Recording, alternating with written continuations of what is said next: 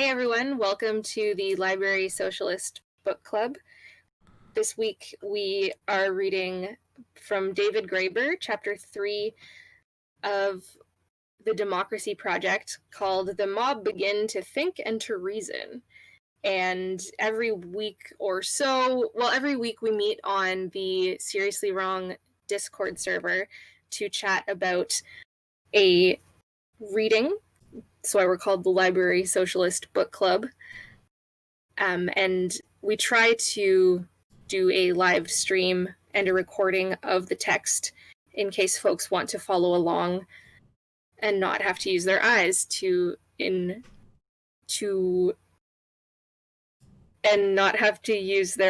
absorb the text. I'm Alicia, and I'm here with a whole bunch of other folks. We're going to take turns reading this text. We're going to start with a little introduction from everybody, starting with Endmass. All right, I'm Endmass. I've been on a few of these before already, so hopefully people have checked out the other recordings that we've done. I'm just here to read some pages of some books. It's a good time. Same. Yeah. We'll just keep going down the list.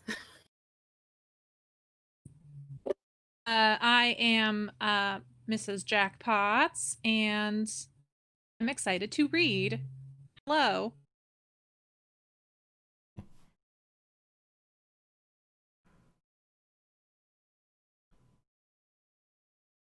Oh, I wonder if you can hear. Mr. Tuttle was having some tech issues, I think. Hopefully, if they join and come back, it gets fixed up. Oh.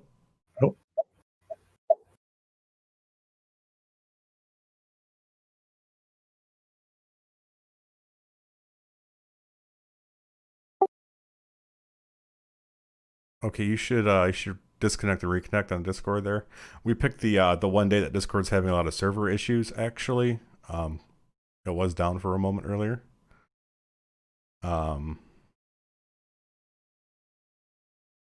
In the meantime, Simon. Oh, and I'm hearing myself back. In the meantime, Simon, you want to introduce yourself? Hi, I'm Simon. That was easy. So, yeah, Mr. Turtle, if you want to, Mr. Tuttle, if you want to just bounce in and out, it'll probably end up working out for you.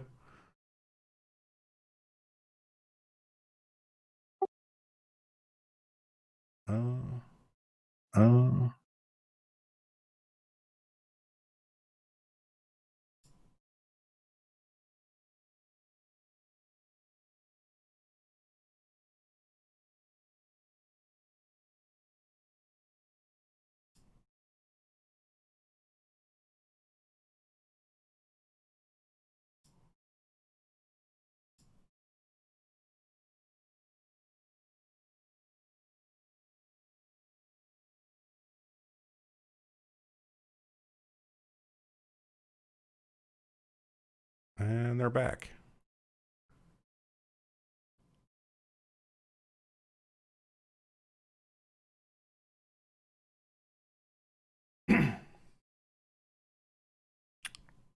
Well,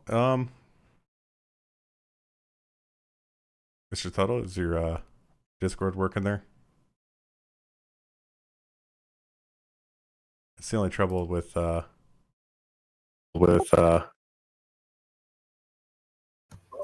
You might be able to do some light editing.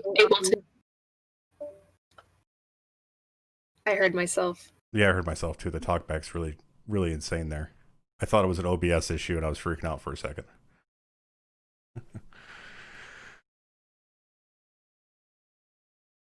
You might be able to do some light editing for all of our pauses and this section here. Well, I would. Mr. Tuttle is gone now, so they should come back after. Yeah. I pinged them, so I think they saw that.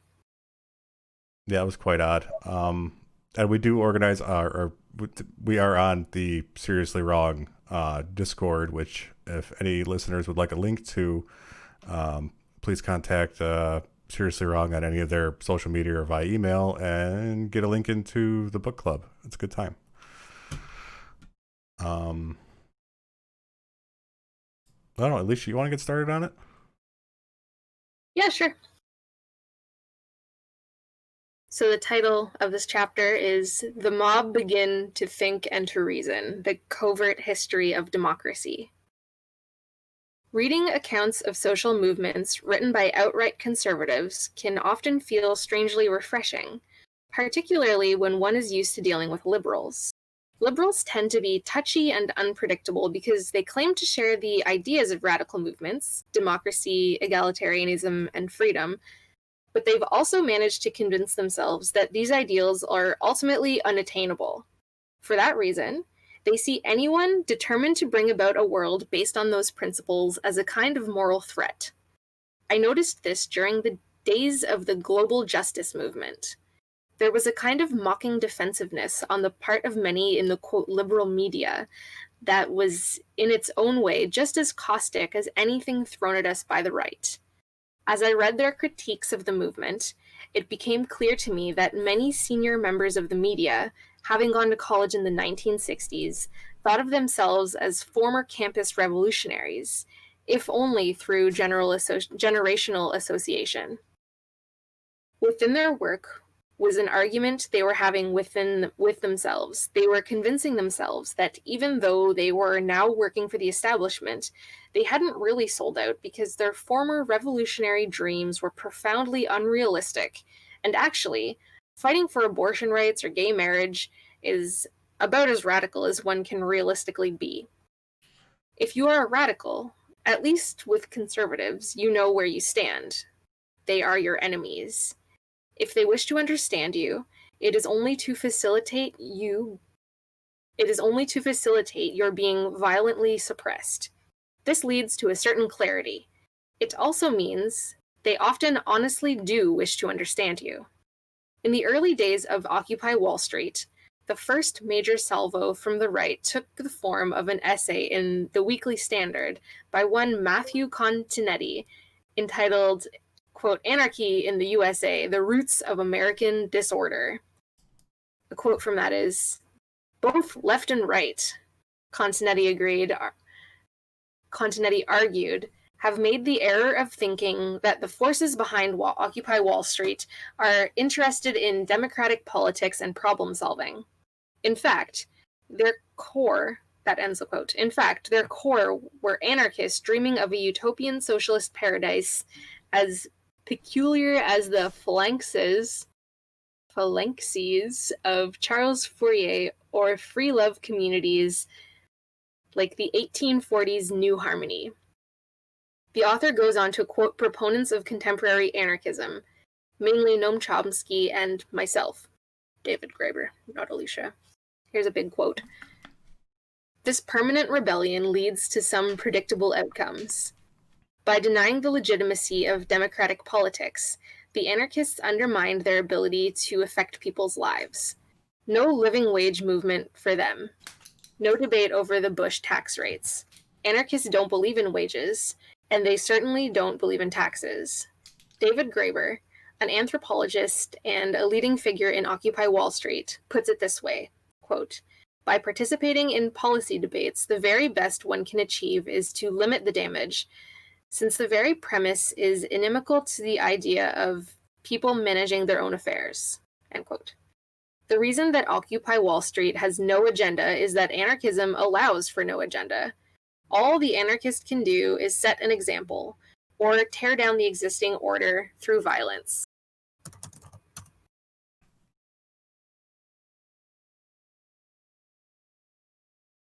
This paragraph is typical.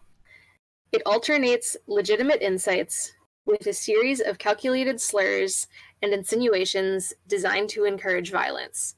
It is true that anarchists did, as I said, refuse to enter the political system itself, but this was on the grounds that the system itself was undemocratic, having been reduced to a system of open institutionalized bribery, backed up by coercive force.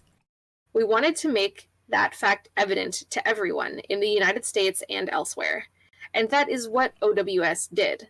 in a way that no amount of waiving of policy statements could ever have done.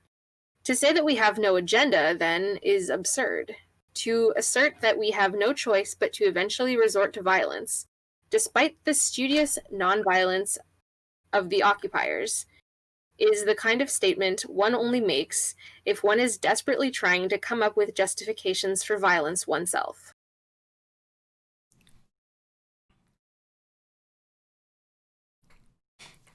The piece went on to correctly trace the origins of the current global anti-capitalist networks back to the Zapatista revolt in 1994, and again correctly to note their increasingly anti-authoritarian politics, the rejection of any notion of seizing power by force, their use of the internet.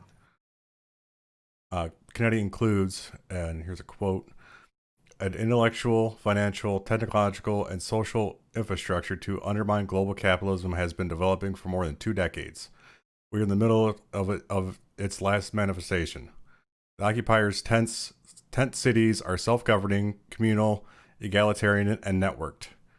They reject everyday politics. They foster bohemianism and confrontation with the civil authorities. They are the Phalanx and New Harmony, updated for postmodern times and plopped in the middle of our cities. There may not be many activists in the camps. There may not be that many activists in the camps. They may appear silly, even grotesque. They may resist, quote, agendas and, quote, policies. They may not agree on what they want or when they want it. And they may disappear as winter arrives and the liberals whose parks they are occupying lose patience with them.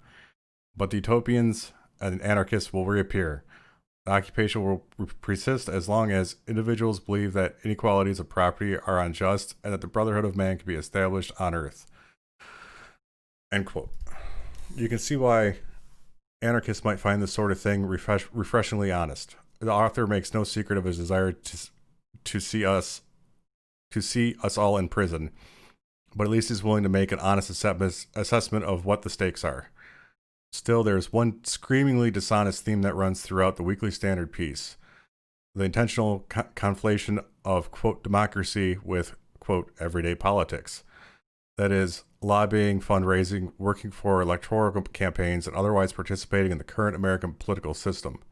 The premise is that the author stands in favor of democracy, and that the occupiers, in rejecting the existing system, are against it. In fact, the conservative tradition that produced and sustains journals like the Weekly Standard is profoundly anti-democratic. Its heroes, from Plato to Edmund Burke, are most uniformly men who oppose democracy on principle, and its readers are still fond statements like, America is not a democracy, it's a republic. What's more, the sort of arguments Kennedy breaks out here, that anarchist-inspired movements are unstable, confused, threaten established orders of property, and must necessarily lead to violence, are precisely the arguments that have, for centuries, been leveled by conservatives against democracy itself. In reality, OWS is anarchist-inspired, but for precisely that reason, it stands squarely in the very tradition of an American popular democracy that conservatives like Kennedy have always staunchly opposed. Anarchism does not mean the negation of democracy, or at least the aspects of democracy that most Americans have historically liked. Rather, anarchism is a matter of talking those core democratic principles to their logical conclusions. The reason it's difficult to see this is because the words democracy has had such an endlessly contested history, so much so that most American pundits and politicians, for instance, now use the term to refer to a form of government established with explicit purpose of ensuring what John Adams once called, quote, the horrors of democracy would never come about. As I mentioned at the beginning of the book, most Americans are unaware that nowhere in the Declaration of Independence or the Constitution does it say anything about the United States being a democracy. In fact, most of those who took part in composing the founding documents readily agreed that the 17th century Puritan preacher John Winthrop, who wrote that, quote, a democracy is, among most civil nations, accounted the meanest and worst of all forms of government, end quote. Most of the founders learned what they did know about the subject of democracy from Thomas Hobbes' English translation of Thucydides' history. his account of the Peloponnesian War. Hobbes undertook this project. He was careful to inform his readers, to warn about the dangers of democracy. As a result, the founders used the word in its ancient Greek sense, assuming democracy to refer to communal self-governance through popular assemblies, such as the Athenian Agora. It was what we would now call direct democracy. One might say that it was a system of rule by general assemblies, except that these assemblies were assumed to always operate exclusively by the principle of 51 to 49% majority rule. James Madison, for instance, made clear in his contributions to the Federalist Papers why he felt this sort of Athenian democracy was not only impossible in a great nation of his day, since it could not by definition operate over an extended geographical area, but was actively undesirable, since he felt history showed that any system of direct democracy would inevitably descend into factionalism, demagoguery, and finally, the seizure of power by some dictator willing to restore order and control. Quote, "A pure democracy, by which I mean a society consisting of a small number of citizens who assemble and administer the government in person, can admit of no cure for the mischiefs of faction. Hence, it is that such democracies have ever been spectacles of turbulence and contention, have ever been found incompatible with personal security or the right of property, and have in general been as short in their lives as they have been violent in their deaths." End quote. Like all men we've come to know as founding fathers, Madison insisted that his preferred form of government, a republic, was necessarily quite different. Quote, "In a democracy, the people meet and exercise the government in person. In a republic, they assemble and administer it by their representatives and agents. A democracy, consequently, must be confined to a small spot. A republic may be extended over a large region." End quote. Now, this notion that republics were administered by representatives might seem odd at first glance, since they borrowed the term republic from ancient Rome, and Roman senators were not elected. They were aristocrats who held their seats by birthright, which meant they weren't really representatives and agents of anyone but themselves. Still, the idea of representative bodies was something the founding fathers had inherited from the British during the Revolution. The rulers of the new nation were precisely those who had been elected by a vote of property-holding males to represent assemblies like the Continental Congress, originally meant to allow a limited measure of self-governance under the authority of the king. After the Revolution, they immediately transferred the power of government from King George III to themselves. As a result, the representative bodies meant to operate under the authority of the king would now operate under the authority of the people, however narrowly defined. The custom of electing delegates to such bodies was nothing new. In England, it went back to at least the 13th century. By the 15th century, it had become standard practice to allow men of property to elect their parliamentary representatives by sending in their votes to their local sheriff, usually recorded on notched sticks. At that time, it never would have occurred to anyone that this system had anything to do with democracy. Elections were assumed to be an extension of monarchical systems of government, since representatives were in no sense empowered to govern. They did not rule anything, collectively or as individuals. Their role was to speak for, quote, represent the inhabitants of their district before the sovereign power of the king, to offer advice, air grievances, and, above all, deliver their county's taxes. So, while the representatives were powerless and the elections rarely contested, the system of elected representatives was considered necessary, according to the prevailing medieval legal principle of consent. It was felt that while orders naturally came from above, and ordinary subjects should have no role in framing policy, those same ordinary subjects could not be held to be bound by orders to which they had not, in some broad sense, assented. True, after the English Civil War, Parliament did begin to assert its own rights to have a say in the disposal of tax receipts, creating what the framers called a limited monarchy.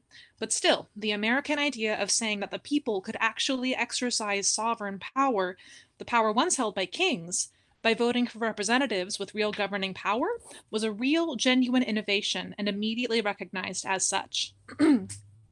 The American War of Independence had been fought in the name of the people, and all the framers felt that the whole body of the people had to be consulted at some point to make the revolution legitimate. But the entire purpose of the Constitution was to ensure that this form of consultation was extremely limited, lest the horrors of democracy ensued. At the time, the common assumption among educated people was that there were three elementary principles of government that were held to exist in different measure in all known human societies: monarchy, aristocracy, and democracy. The framers agreed with ancient political theorists who held that the Roman Republic represented the most perfect balance between them. Republican Rome had two consuls, elected by the Senate, who filled the monarchical function, a permanent patrician class of senators, and finally, popular assemblies with limited powers of their own. These assemblies selected from among aristocratic candidates for magistracies and also chose two tribunes, who represented the interest of the plebeian class. Tribunes could not vote or even enter the Senate. They sat just outside the doorway, but they were granted veto power over senatorial decisions. The American Constitution was designed to achieve a similar balance. Monarchical function was to be filled by a president elected by the Senate. The Senate was meant to represent the aristocratic interests of wealth, and Congress was to represent the democratic element.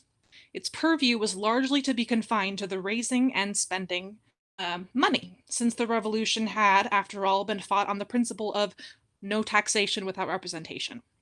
Popular assemblies were eliminated altogether.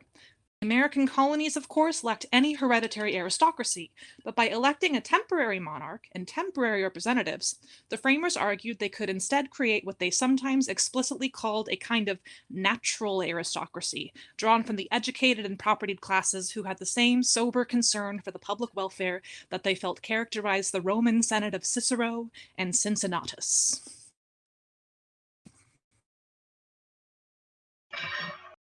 It is worthwhile, I think, to dwell on this point for a moment. When the framers spoke of an aristocracy, they were not using the term metaphorically. They were well aware that they were creating a new political form that fused together democratic and aristocratic elements. In all previous European history, elections had been considered, as Aristotle had originally insisted, the quintessentially aristocratic mode of selecting public officials. In elections, the populace chooses between a small number of usually professional politicians who claim to be wiser and more educated than everyone else, and chooses the one they think the best of all. This is what aristocracy literally means, rule of the best. Elections were ways that mercenary armies chose their commanders, or nobles vied for the support of future retainers. The democratic approach, employed widely, but also in Renaissance cities like Florence, was lottery, or as it was sometimes called, sortition. Essentially, the procedure was to take the names of anyone in the community willing to hold public office, and then, after screening them for basic competence, choose their names at random. This ensured all competent and interested parties had an equal chance of holding public office. It also minimalized factionalism, since there was no point making promises to win over key constituencies if one was to be chosen by lot. Elections by contract fostered factionalism for obvious reasons. It's striking that while in the generations immediately before the French and American revolutions, there was a lively debate among Enlightenment thinkers like Montesquieu and Rousseau on the relative merits of election and lottery, those creating the new revolutionary constitutions in the 1770s and 1780s did not consider using lotteries at all. The only use they found for lottery was in the jury system, and this was allowed to stand largely because it was already there, a tradition inherited from English common law. And even the jury system was compulsory, not voluntary. Juries were, and still are, regularly informed that their role is not to consider the justice of the law, but only to judge the facts of evidence. There were to be no assemblies. There was to be no succession. The Founding Fathers insisted that sovereignty belongs to the people, but that, unless they rose up in arms in another revolution, the people could only exercise that sovereignty by choosing among members of a class of superior men. Superior both because they were trained as lawyers, and because, coming from the upper classes, they were wiser and better able to understand the people's true interests than the people themselves were. Since the people would also be bound to obey the laws passed by the legislative bodies over which this new natural aristocracy presided, the founders' notion of popular sovereignty was really not too far removed from the old medieval notion of consent to orders from above.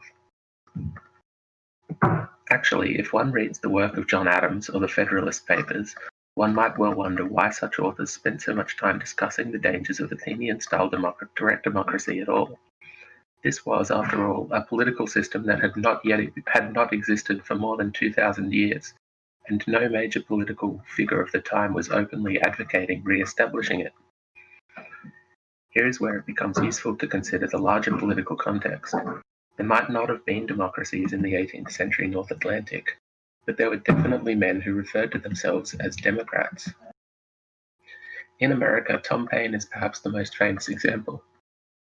During the same period in which the Continental Congress was beginning to contemplate severing relations with the English crown, the term was undergoing something of a revival in Europe, where populists opposed to aristocratic rule increasingly began to refer to themselves as Democrats. At first it would seem mainly for shock value, in much the same way that the gay rights movement defiantly adopted the word queer. In most places, there were a tiny minority of rabble-rousers, not intellectuals. Few propounded any elaborate theory of government.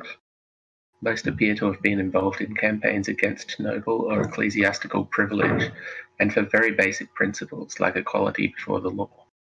When revolutions did break out, however, such men found their natural homes in the mass meetings and assemblies that always emerge in such situations, whether in New England town hall meetings or in the sections of the French revolutions, and many of them come to see such assemblies as potential building blocks for a new political order. Since, unlike elected bodies, there were no property restrictions on voting at mass meetings, they tended to entertain far more radical ideas. In the years immediately leading up to the American Revolution, the Patriots made much use of mass meetings as well as calling up the mob, or mobility, as they like to call it, for mass actions like the Boston Tea Party. Often they were terrified by the results. On May 19, 1774, for example, a mass meeting was called in New York City to discuss a tax boycott to respond to the British closing of Boston Harbor. A meeting probably held not far from the present Zuccotti Park, which apparently produced the very first proposal to convene a Continental Congress. We have an account of it from Gouverneur Morris, the Chief Justice of New Jersey, son of the family that then owned most of what's now the Bronx. Morris describes watching as common mechanics and tradesmen who had taken the day off work ended up locked in a prolonged debate with the gentry and their supporters over the future forms of our government and whether it should be founded on aristocratic or democratic principles. As the gentry argued the merits of continuing with the existing extremely conservative English Constitution, butchers and bakers responded with arguments from the Gracchi and Polybus. Quote, I stood in the balcony, and on my right hand were arranged all the people of property, with some few poor dependents, and on the other all the tradesmen, and who thought it was worth their while to leave daily labor for good of the country. The spirit of the English Constitution has yet a little influence left, but just a little. The remains of it, however, will give wealthy people a superiority at this time. But would they secure it, they must banish all schoolmasters and confine all knowledge to themselves. This cannot be. The mob began to think, to reason. Poor reptiles. It was them vernal morning. They are struggling to cast off their winter sloth. They bask in the sunshine, and the ere noon they will bite. Depend upon it. The gentry began to fear this. End quote. Old English is very hard to read, sorry. So did Morris, who concluded from the event that full independence from Britain would be a very bad idea. Least, I see it with fear and trembling. We will be under the worst of all possible dominions. A riotous mob. Still, this conclusion seems rather disingenuous. What his account makes clear is that it was not the irrational passions of the mob that frightened Morris, but precisely the opposite. The fact that so many of New York's mechanics and tradesmen could apparently not only trade classical references with the best of them, but framed thoughtful, seasoned arguments for democracy. The mob began to think and to reason. Since there seemed no way to deny them access to education, the only remaining expedient was to rely on the force of British arms. Morris ended the letter noting that the gentry put together a committee loaded with the wealthy to trick the ordinary people into thinking they had their best interests at heart. Unlike most of New York's proprietor classes, he did eventually come over to the revolutionaries and ultimately went on to compose the final draft of the U.S. Constitution. Although some of his strongest proposals at the Constitutional Convention, for instance, that senators should be appointed for life, were considered too conservative even for his fellow delegates, and were not ultimately adopted.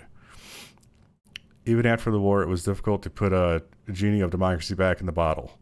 Mobilizations, mass meetings, and threats of popular uprising continued.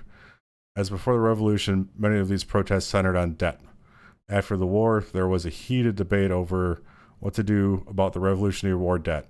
The popular demand was to let it inflate away into nothing and base the currency on paper notes issued by local land banks under public control. The Continental Congress took the opposite approach, following the advice of wealthy Philadelphia merchant Robert Morris, apparently no relation to the governor, that wealthy speculators who'd brought up the debt at depreciated prices should be paid in full. This, he said, would cause wealth to flow into the hands of those who would render it most productive. At the same time, create a single central bank on the model of the Bank of England would allow the national debt to circulate as a new medium of commerce. The system of making government war debt the basis of the currency was tried and true, and in a way, it's the one we still have now in the Federal Reserve. But in the early days of the Republic, the ramifications for simple farmers who ended up effectively having to pay the debt were catastrophic. Thousands of returning Revolutionary War veterans would often have to find themselves greeted by sheriff's wagons, arriving to seize their most valuable possessions. The result was waves of popular mobilizations and at least two major uprisings, one in western Massachusetts and one in rural Pennsylvania, and even calls in some quarters to introduce legislation to expropriate the largest speculators instead.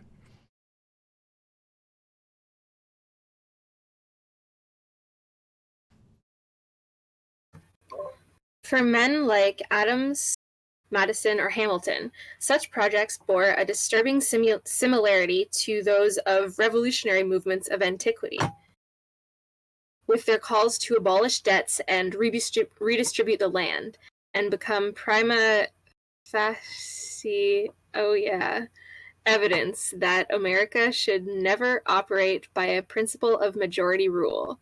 For instance, quote from John Adams, "If all were to be decided by a vote of the majority, the 8 or 9 millions who have no property would not think of usurping over the rights of the 1 or 2 millions who have. Debts would be abolished first, taxes laid heavy on the rich, and not at all on the others, and at last a downright equal division of everything be demanded and voted. What would be the consequence of this? The idle, the vicious, the intemperate would rush into the utmost extravagance of debauchery, sell and spend all their share, and then demand a new division of those who purchased from them. The moment the idea is admitted into society that property is not as sacred as the laws of God, and that there is not a force of law and public justice to protect it, anarchy and tyranny commence." Similarly, for Madison, Republican government was not just superior because it was capable of operating over a wide geographical range. It was better to have a government operating over a wide geographical range because if ever there was, quote, "a rage for paper money, for an abolition of debts, for an equal division of property, or for any other improper or wicked project," unquote, it was likely to occur on a local level, and a strong central government would ensure that it could be quickly contained. This, then, is what the nightmare vision of Athenian democracy seemed to mean for such men, that if the town hall assemblies and mass meetings of farmers, mechanics, and tradesmen that had formed in the years leading up to the revolution became institutionalized, these, quote, abolition of debts, equal division of property, were the sorts of demands they would likely make. Even more, they feared the specter of orgy, tumult, and indiscipline, where the sort of grave republicans who led Rome to glory and whom the founders saw as their model would be cast aside for the vulgar passions of the masses. Another telling Adams quote about Athens is here. From the first to the last moment of her democratical constitution, levity, gaiety, inconstancy, dissipation, intemperance, debauchery, and a dissolution of manners were the prevailing character of a whole nation. Dr. Benjamin Rush, a physician and stalwart of Philadelphia's Sons of Liberty, actually felt that this democratic loosening of manners could be diagnosed as a kind of disease, thinking here particularly of the effects of the, quote, changes in the habits of diet and company and manners produced by annihilation of just debts by means of depreciated paper money. A quote here, probably from the same person. This Adams guy sounds like the worst. The excess of the passion for liberty, inflamed by the successful issue of the war, produced in many people opinions and conduct which could not be removed by reason nor restrained by government. The extensive influence which these opinions had upon the understandings, passions, and morals of many of the citizens of the United States constituted a species of insanity which I shall take the liberty of distinguishing by the name of anarchia. End quote. The reference to depreciated paper money is significant here.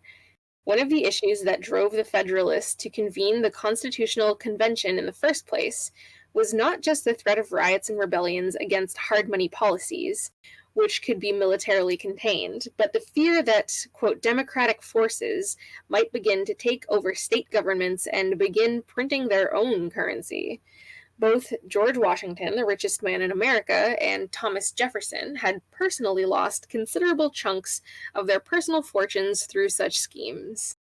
And this is precisely what had already begun to happen in Pennsylvania, which had eliminated property qualifications for voting, and quickly saw the formation of a populist legislature that, in 1785, first revoked the charter for Robert Morris's central bank, and then began a scheme to create a system of public credit, with paper money designed to depreciate in value over time so as to relieve debtors and thwart speculators. One of the leaders of the popular faction, Quaker preacher Herman Husband, who men like Rush referred to as, quote, the madmen of Algiers. Okay, sorry. He openly argued that such measures were justified because vast inequalities of wealth made it impossible for free-born citizens to participate in politics. When the framers assembled in Philadelphia in 1787, Morris among them, they were determined to prevent the contagion from spreading. To get a sense of the flavor of the debate at the convention, we might consider its opening remarks by Edmund Randolph, then governor of Virginia.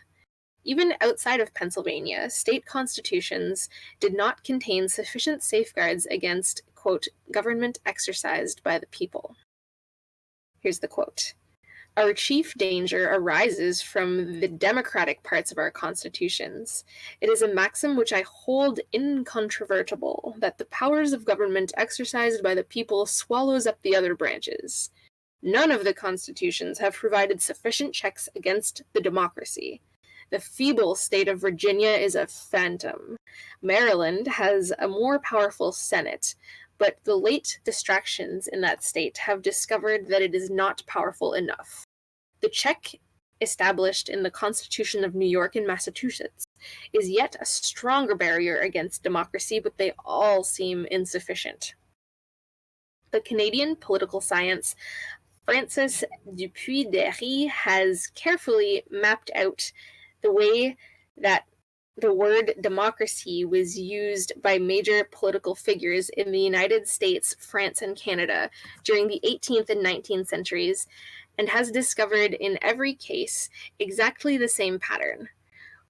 When the word first gains currency between 1770 and 1800, it is deployed almost exclusively as a term of opprobrium and abuse. The French revolutionaries disdained, quote, democracy almost as much as the American ones. It was seen as anarchy, the lack of government, and riotous chaos.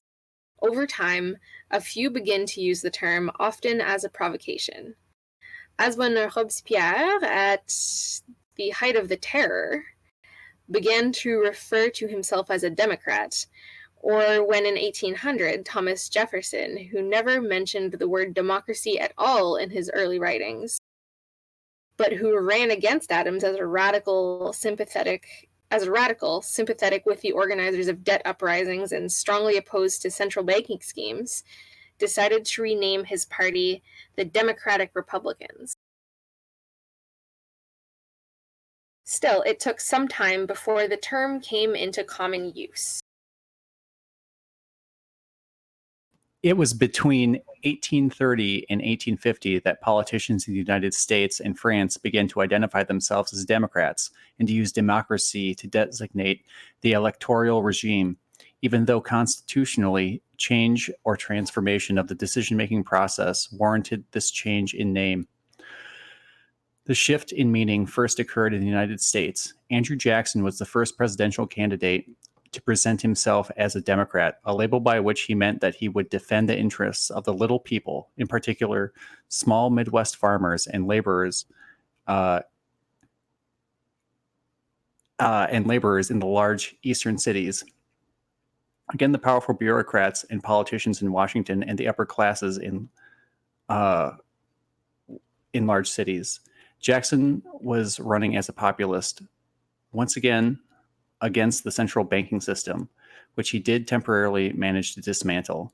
As Dupuy-Derry observes, Jackson and his allies were well aware of their use of democracy was akin to what would today be called political marketing. It was basically a cynical ploy, but it was wildly successful. So much so that within 10 years' time, all candidates of all political parties were referring to themselves as Democrats.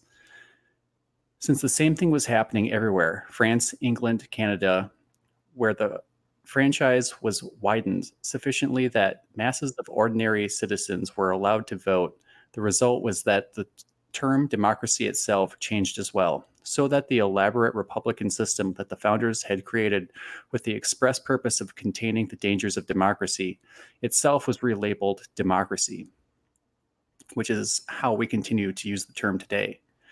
Clearly, then, the word democracy meant something different for ordinary Americans, as well as ordinary Frenchmen and Englishmen, than it did for the members of the political elite.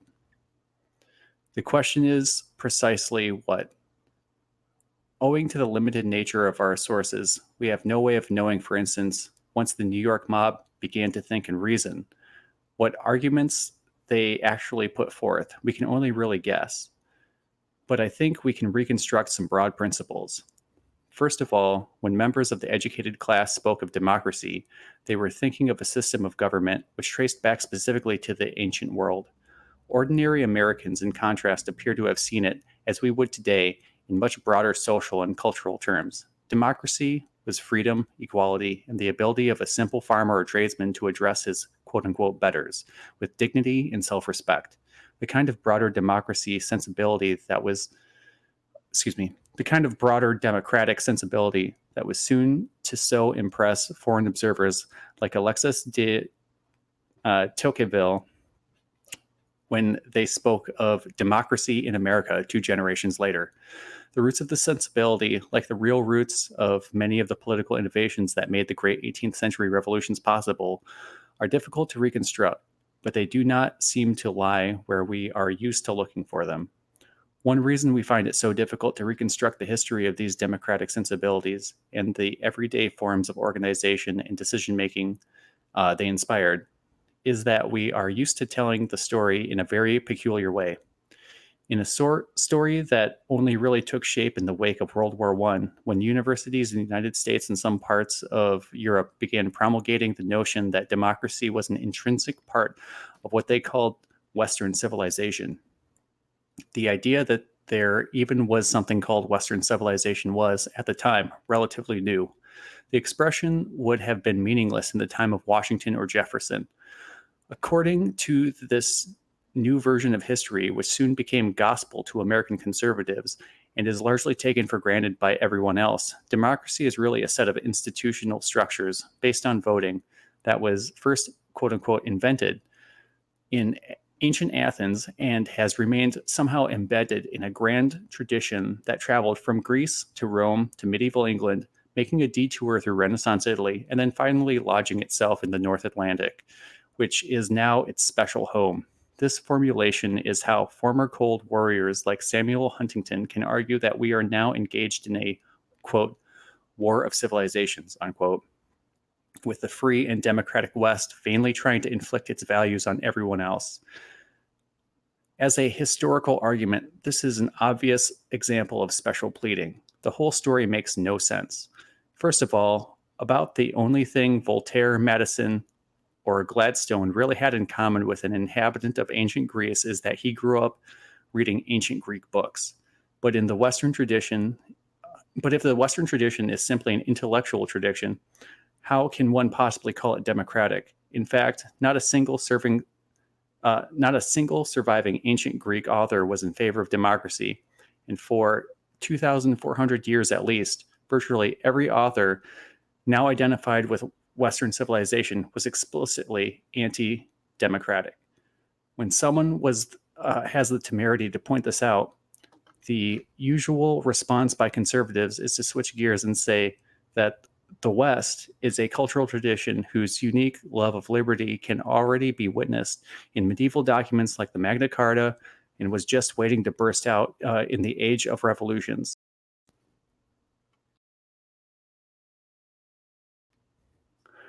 This makes a little better sense.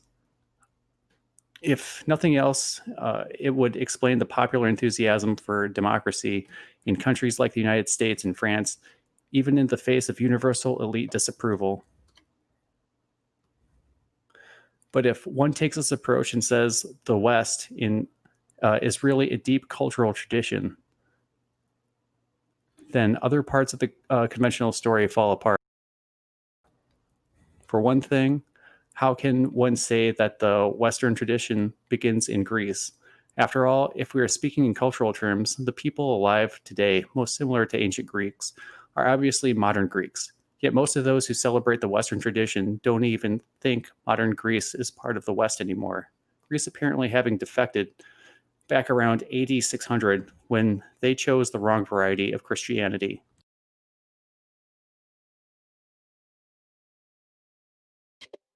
In fact, as it's currently used, the West can mean almost anything.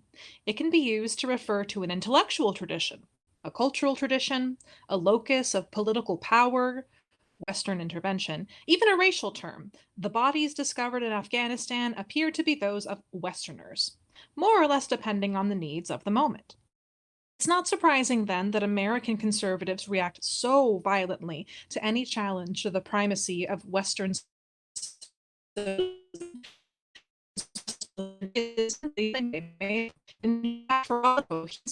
be the only powerful idea they have.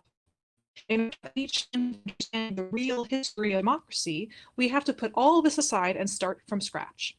If we do not see Western Europe as some special chosen land, then what in the 16th, 17th, and 18th centuries do we really see? Well, first of all, we see a group of North Atlantic kingdoms that were in almost every case moving away from earlier forms of popular participation in government and forming ever more centralized, absolutist governments. Remember, until that time, Northern Europe had been something of a backwater. During this period, European societies were not only expanding everywhere with projects of overseas trade, conquest, and colonization across Asia, Africa, and the Americas, but they were also, as a result, being flooded with a dazzling welter of new and unfamiliar political ideas.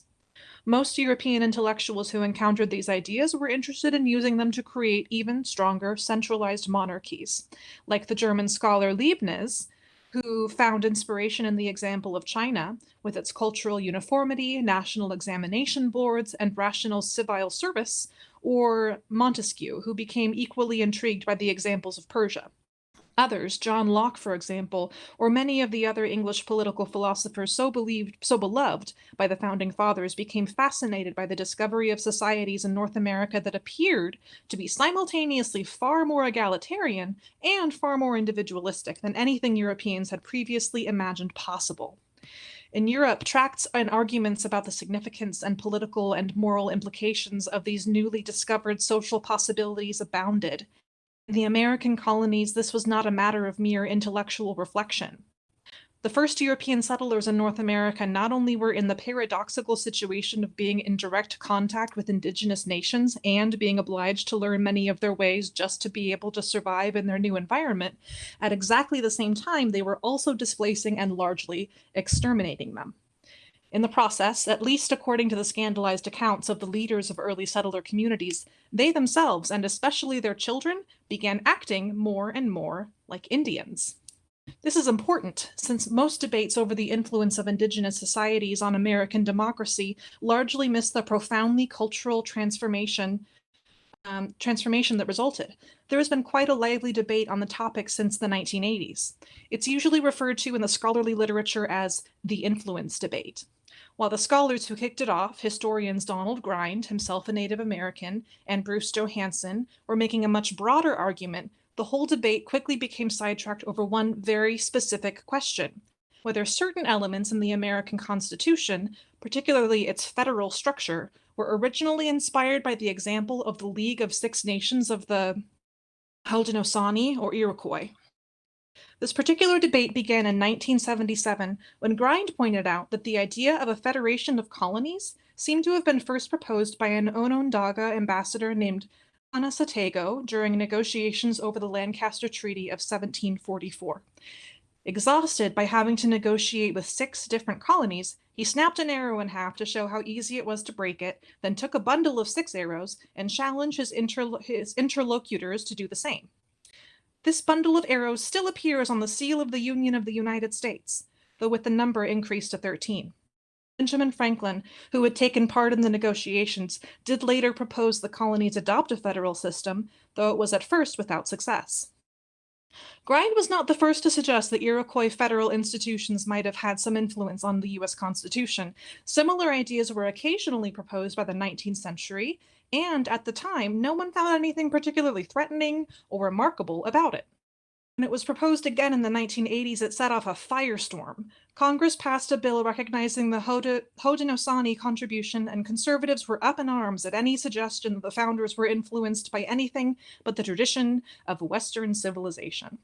Almost all scholars of Native American descent embraced the notion, but they also emphasized that this was simply one example of a broader process of settlers being influenced by the freedom-loving ways of indigenous societies. Meanwhile, both non-Native anthropologists who studied the Six Nations and American constitutional historians insisted on focusing exclusively on the constitutional question and rejected the argument out of hand. This meant insisting that despite the fact that many of the founders had taken part in treaty negotiations with the Haudenosaunee Federation, and despite the fact that this was the only federal system with which any of them had direct experience, that experience played no role whatsoever in their thinking when they pondered how to create a federal system themselves. On the face of it, this seems an extraordinary claim. The reason it's possible to make it is that when the authors of the Federalist Papers did openly discuss the advantages and disadvantages of different sorts of federal systems, they did not mention the only one they had seen, but rather others they'd only read about. The Organization of Judea in the time of the Book of Judges, the Achaean League, the Swiss Confederacy, the United Provinces of the Netherlands. When they did refer to indigenous peoples, they ordinarily referred to them as the American savages, who were perhaps to be occasionally celebrated as exemplars of individual liberty, but whose political experience was strictly irrelevant for that very reason.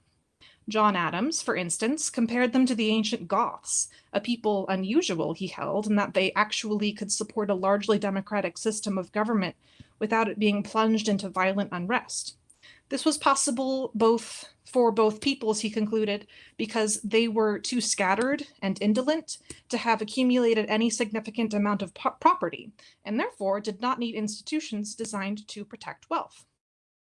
Still, the entire constitutional debate was something of a sideshow. It's a way of keeping everything focused on the reading habits of the educated gentry and the kinds of arguments and allusions they considered appropriate to employ in public debate. For instance, it's clear that the founders were well aware of Conosatago's metaphor of the arrows. After all, they put the image on the seal of their new republic. It never seems to have occurred to any to so much as allude to it in their published writings, speeches, or debates. Even New York's butchers and Wainwrights knew that, when debating with the gentry, they had to adorn their arguments with plenty of classical references. If we want to explore the origins of those democratic sentiments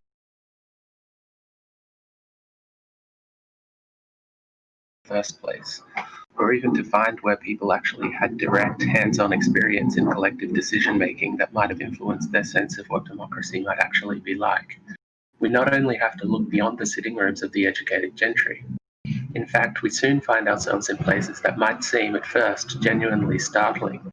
In 1999, one of the leading contemporary historians of European democracy, John Markoff, published an essay called "Where and When Was Democracy Invented?"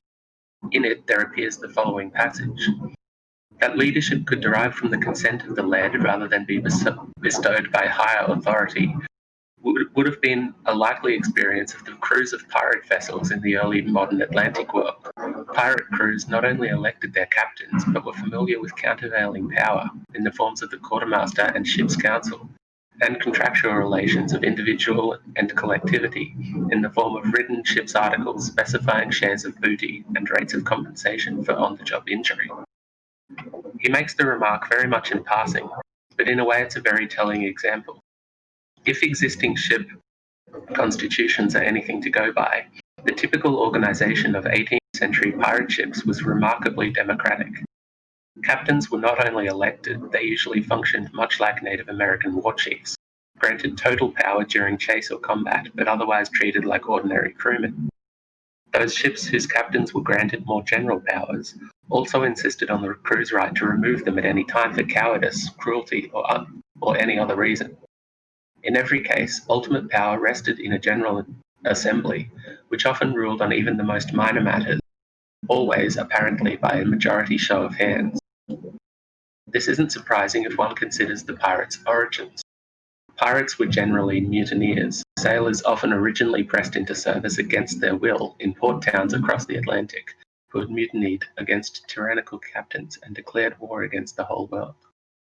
They often became classic social bandits, wreaking vengeance against captains who abused their crews, and releasing or even rewarding those against whom they found no complaints.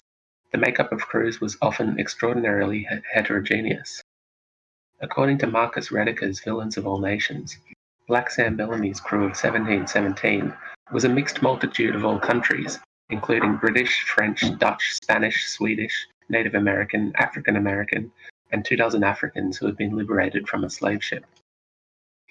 In other words, we're dealing with a collection of people in which there was likely to be at least some first-hand knowledge of a very wide range of directly democratic institutions, ranging from Swedish things, councils, to African village assemblies to Native American federal structures, suddenly finding themselves forced to improvise some mode of self-government in the complete absence of any state. It was the perfect intercultural space of experiment. There was likely to be no more conducive ground for the development of new democratic institutions anywhere in the Atlantic world at the time. Did the democratic practices developed on Atlantic pirate ships in the early part of the 18th century have any influence, direct or indirect, on the evolution of democratic constitutions in the North Atlantic world 60 or 70 years later? It's possible. There's no doubt that the typical 18th century New York mechanic or tradesman had spent plenty of time trading pirate stories over a pint at dockside bars. Sensationalist accounts of the pirates did circulate widely, and it's likely that men like Madison or Jefferson had read them, at least as children. but it's impossible to really know if such men culled any ideas from such accounts. If such stories had influenced them in any way, it would have been the last influence they would ever have openly acknowledged. One might even speculate about the existence of a kind of broad democratic unconscious that lay behind many of the ideas and arguments of the American Revolution, ideas whose origins even ordinary citizens felt uncomfortable with, since they were so firmly associated with savagery and criminality. The pirates are just the most vivid example. Even more important in the North American colonies were the societies of the frontier. But those early colonies were far more similar to pirate ships than we are given to imagine. Frontier communities might not have been as densely populated as pirate ships, or in as immediate need of constant cooperation, but they were spaces of intercultural improvisation, and like the pirate ships, largely outside the purview of any states. It's only recently that historians have begun to document just how thoroughly entangled the societies of settlers and natives were in those early days, with settlers adopting Indian crops, clothes, medicines, customs, and styles of warfare. They engaged in trading, often living side by side, sometimes intermarrying, while others lived for years as captives in Indian communities, before returning to their homes having learned native languages, habits, and mores. Most of all, historians have noted the endless fears among the leaders of colonial communities and military units that their subordinates were, in the same way that they had taken up the use of tomahawks, wampum, and canoes, beginning to absorb Indian attitudes of equality and individual liberty. The result was a cultural transformation that affected most every aspect of settler life. For instance, Puritans felt that corporal punishment was absolutely essential in the raising of children. The birch was required to teach children the meaning of authority, to break their will, tainted by original sin, in much the way one breaks a horse or other animal. In the same way as they also held, the birch was required in adult life to discipline wives and servants. Most Native Americans, in contrast, felt that children should never be beaten under any circumstances. In the 1690s, at the same time of the most famous Boston Calvinist minister, Cotton Mather, was inveighing against pirates as blaspheming scourge of mankind. He was also complaining that his fellow settlers, led astray by the ease of the climate in the New World and relaxed attitudes of its native inhibitions, had begun to undergo what he called Indianization, refusing to apply corporal punishment to their children and thus undermining the principles of discipline, hierarchy, and formality that should govern relations between masters and servants, men and women, or young and old. Goes on to a quote. Though the first English planters in this country had usually a government and discipline in their families and had sufficient severity in it, yet as if the climate had taught us to Indianize, the relaxation of its now such it is wholly laid aside, and foolish indulgence to children is become an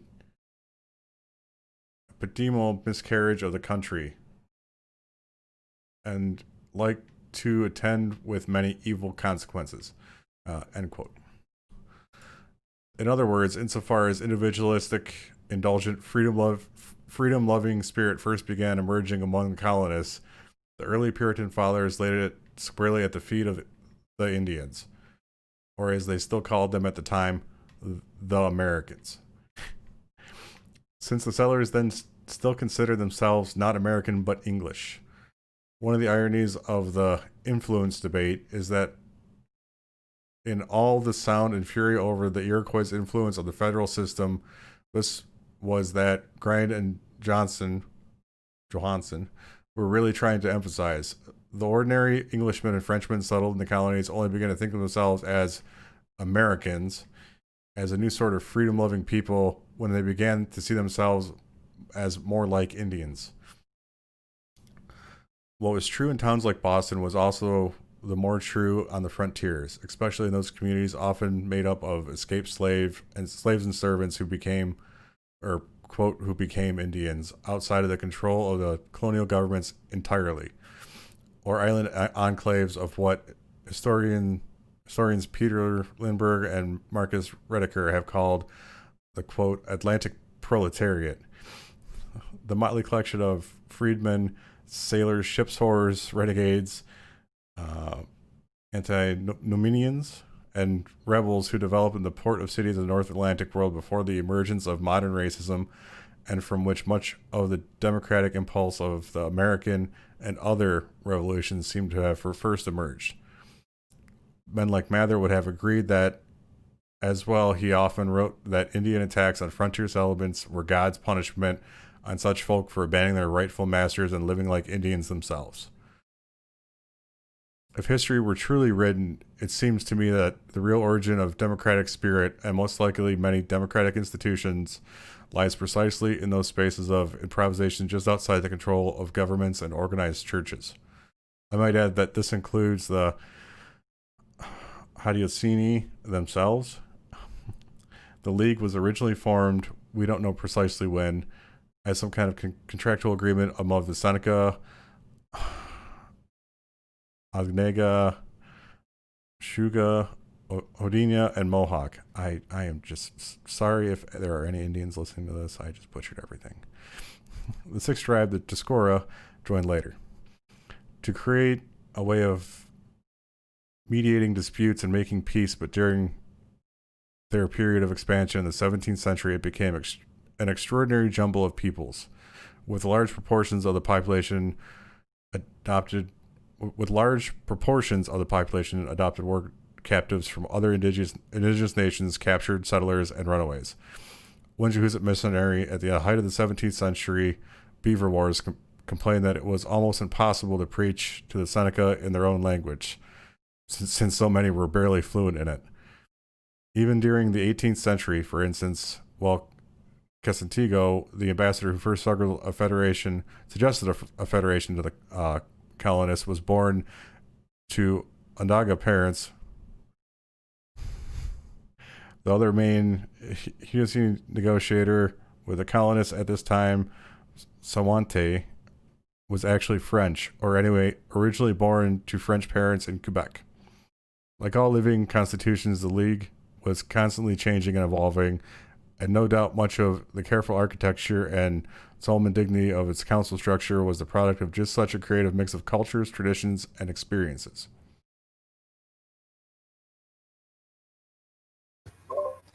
Why do conservatives insist that democracy was invented in ancient Greece, and that it is somehow inherent in what they call Western civilization, despite all the overwhelming evidence to the contrary?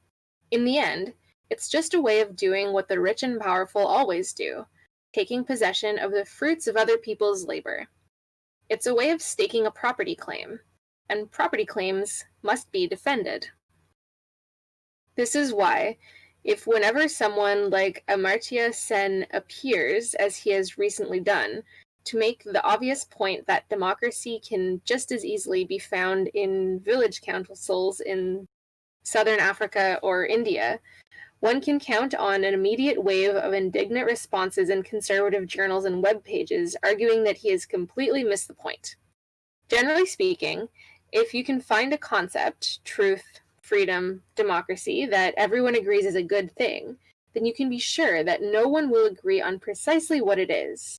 But the moment you ask why most Americans, or most people generally, like the idea of democracy, the conventional story not only falls apart, it becomes completely irrelevant. Democracy was not invented in ancient Greece.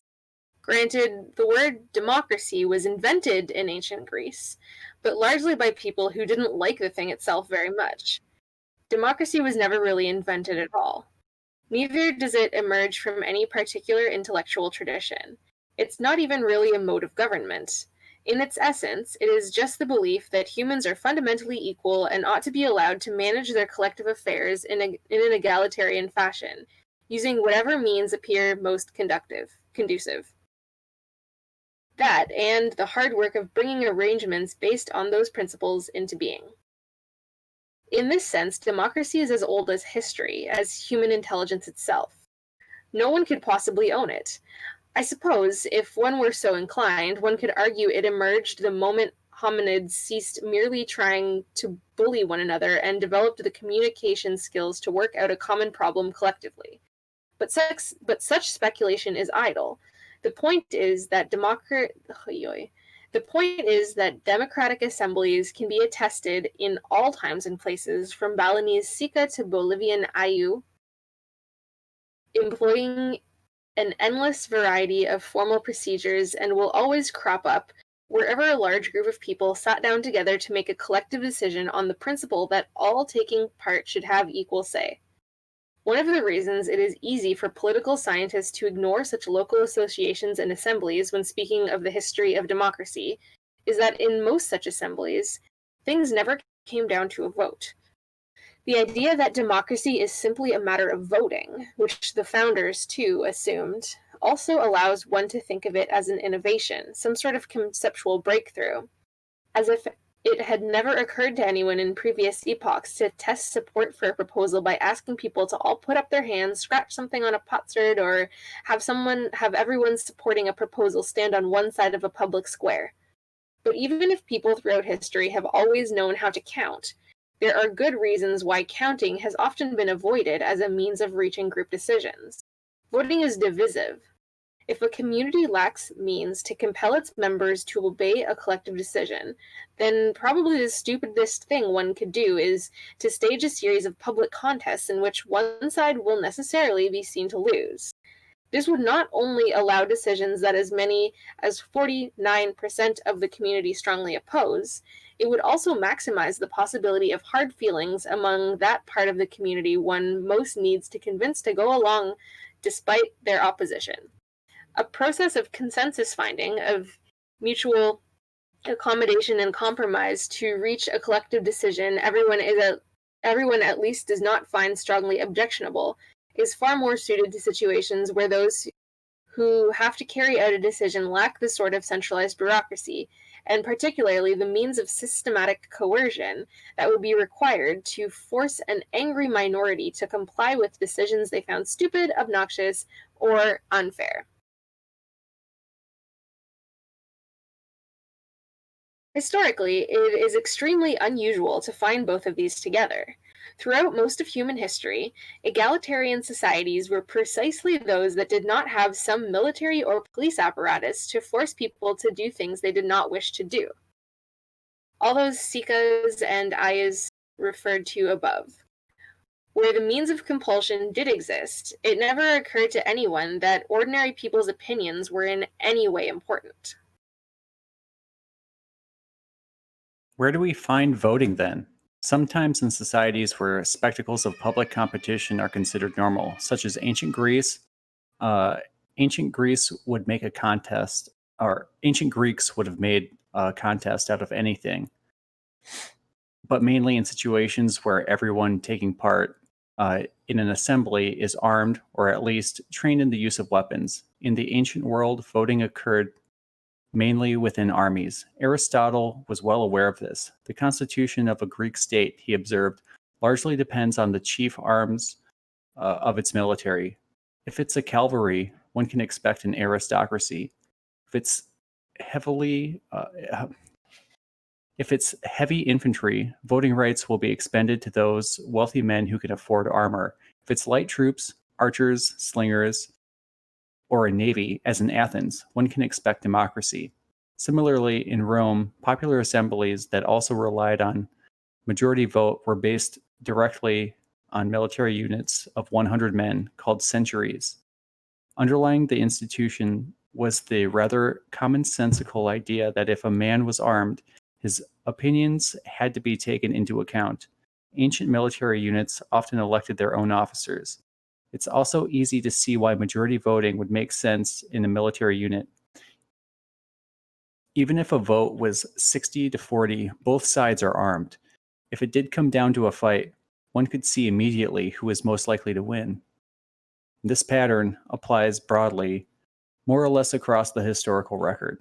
In the 1600s, for instance, Six Nations councils, which were primarily engaged in peacemaking, operated by consensus, but pirate ships, which were military operations, used majority vote. All this is important because it shows that the aristocracy fears of the wealthy elite patriots who, when they thought of the nightmare vision of quote-unquote democracy, thought of an armed populace making decisions by majority show of hands, were not entirely unfounded. Democracy, then, is not necessarily defined by majority voting. It is, rather, the process of collective deliberation on the principle of full and equal participation.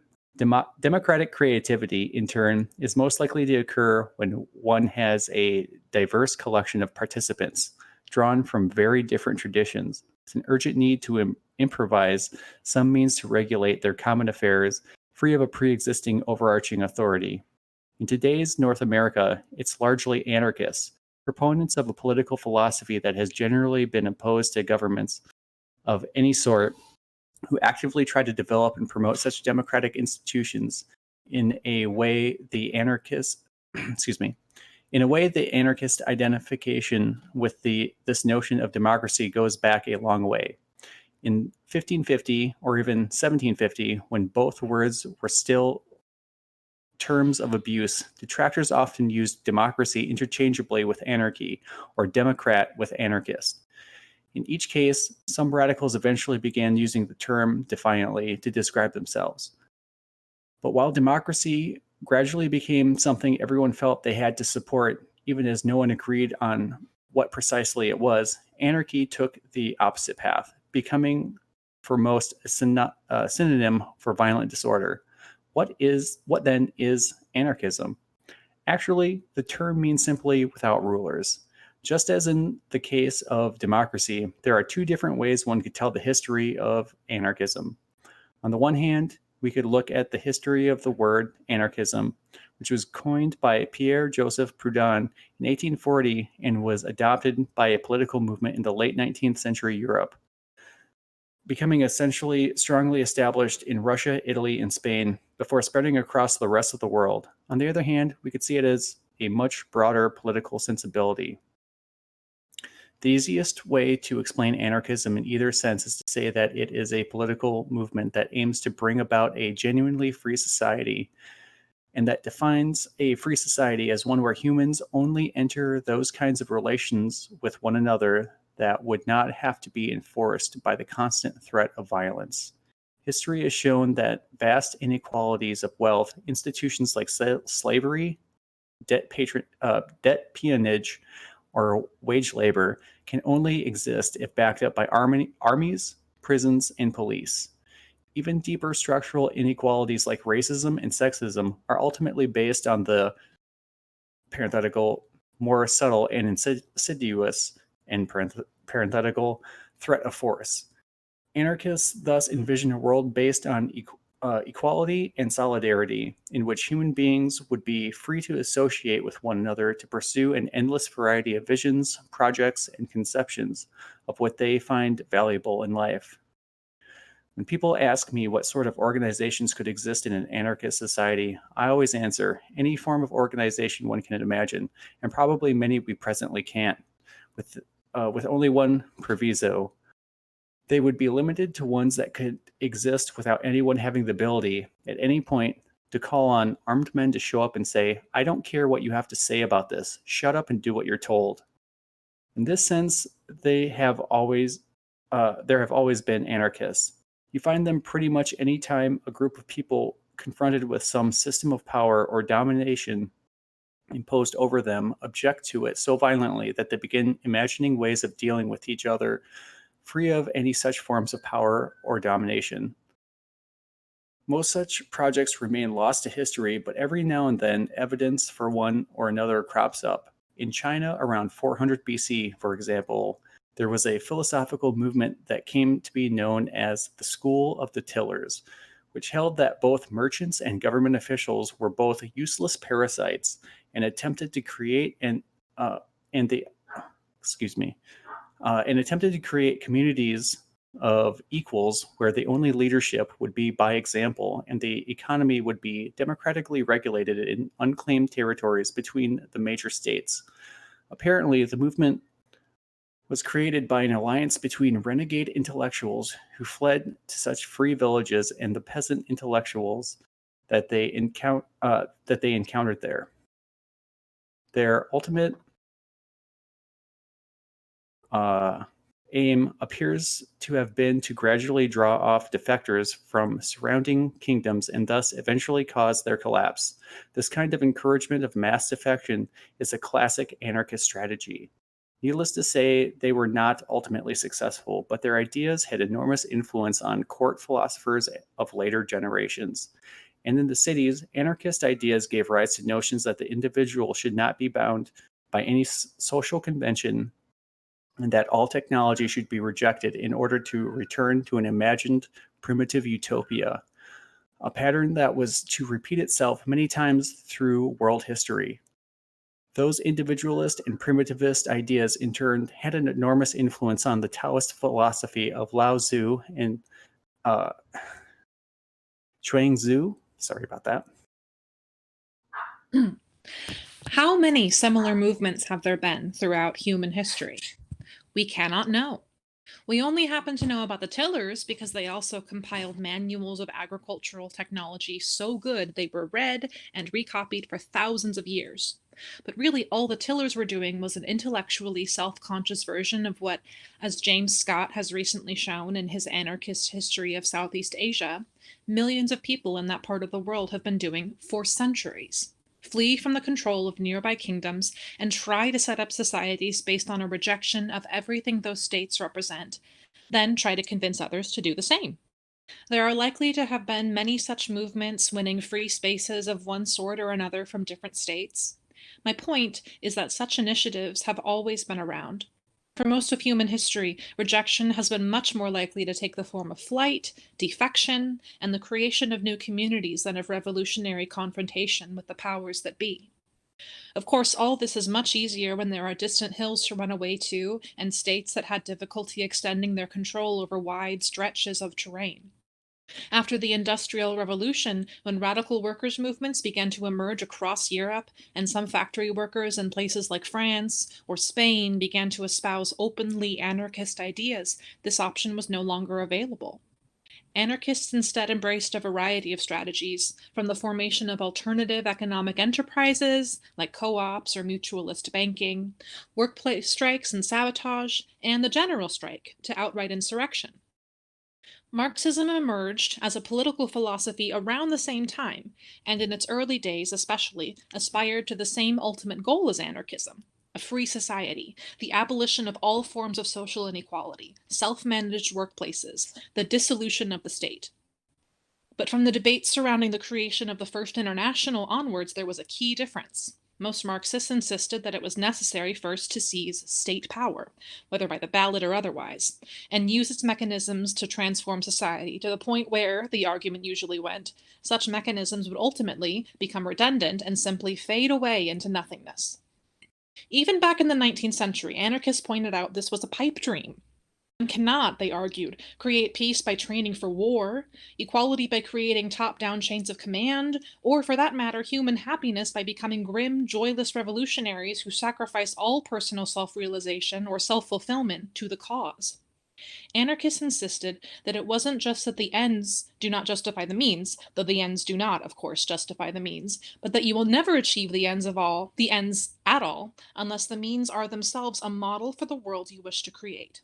Hence the famous anarchist call to begin building the new society in the shell of the old, with egalitarian experiments ranging from non-hierarchical schools, like the Escuela Moderna in Spain, or the free school movement in the United States, to radical labor unions, CGT in France, CNT in Spain, IWW in North America, to an endless variety of communes, from the Modern Times Collective in New York in 1851, to Christiania in Denmark in 1971, the kibbutz movement in Israel, which was originally largely anarchist-inspired, being perhaps the most famous and successful spin-off from such experiments. Sometimes, too, around the turn of the 19th century, individual anarchists would strike directly against world leaders or robber barons, as they were then called, with assassinations or bombings. In the period from roughly 1894 to 1901, there was a particularly intense spate, which led to the deaths of one French president, one Spanish prime minister, and U.S. President William McKinley, as well as attacks on at least a dozen other kings, princes, secret police chiefs, industrialists, and heads of state. This is the period that produced the notorious popular image of the anarchist bomb thrower, which has lingered in the popular imagination ever since. Anarchist thinkers like Peter Kropotkin and Emma Goldman often struggled with what to say about such attacks, which were often carried out by isolated individuals who were not actually part of any anarchist union or association. Still, it's worthy of note that anarchists were perhaps the first modern political movement to gradually realize that as a political strategy, terrorism, even when it is not directed at innocents, doesn't work. For nearly a century now, in fact, anarchism has been one of the very few political philosophies whose exponents never blow anyone up. Indeed, the 20th century political leader who drew most from the anarchist tradition was Mohandas K. Gandhi. Yet for the period of roughly 1914 to 1989, during which time the world was continually either fighting or preparing for world wars, anarchism went into something of an eclipse for precisely that reason. To seem realistic in such violent times, a political movement had to be capable of organizing tank armies, aircraft carriers, and ballistic missile systems, and that was one thing at which Marxists could often excel, but everyone recognized that anarchists, rather to their credit, in my opinion, would never be able to pull it off. It was only after 1989, when the age of Great War mobilization seemed to have come to an end, that a global revolutionary movement based on anarchist principles, the global justice movement, reappeared. There are endless varieties, colors, and tendencies of anarchism. For my own part, I like to call myself a small a anarchist. I'm less interested in figuring out what sort of anarchist I am than in working in broad coalitions that operate in accord with anarchist principles. Movements that are not trying to work through or become governments, movements uninterested in assuming the role of de facto government institutions like trade organizations or capitalist firms, groups that focus on making our relations with each other a model of the world we wish to create. In other words, people working toward truly free societies. After all, it's hard to figure out exactly what kind of anarchism makes the most sense when so many questions can only be answered further down the road.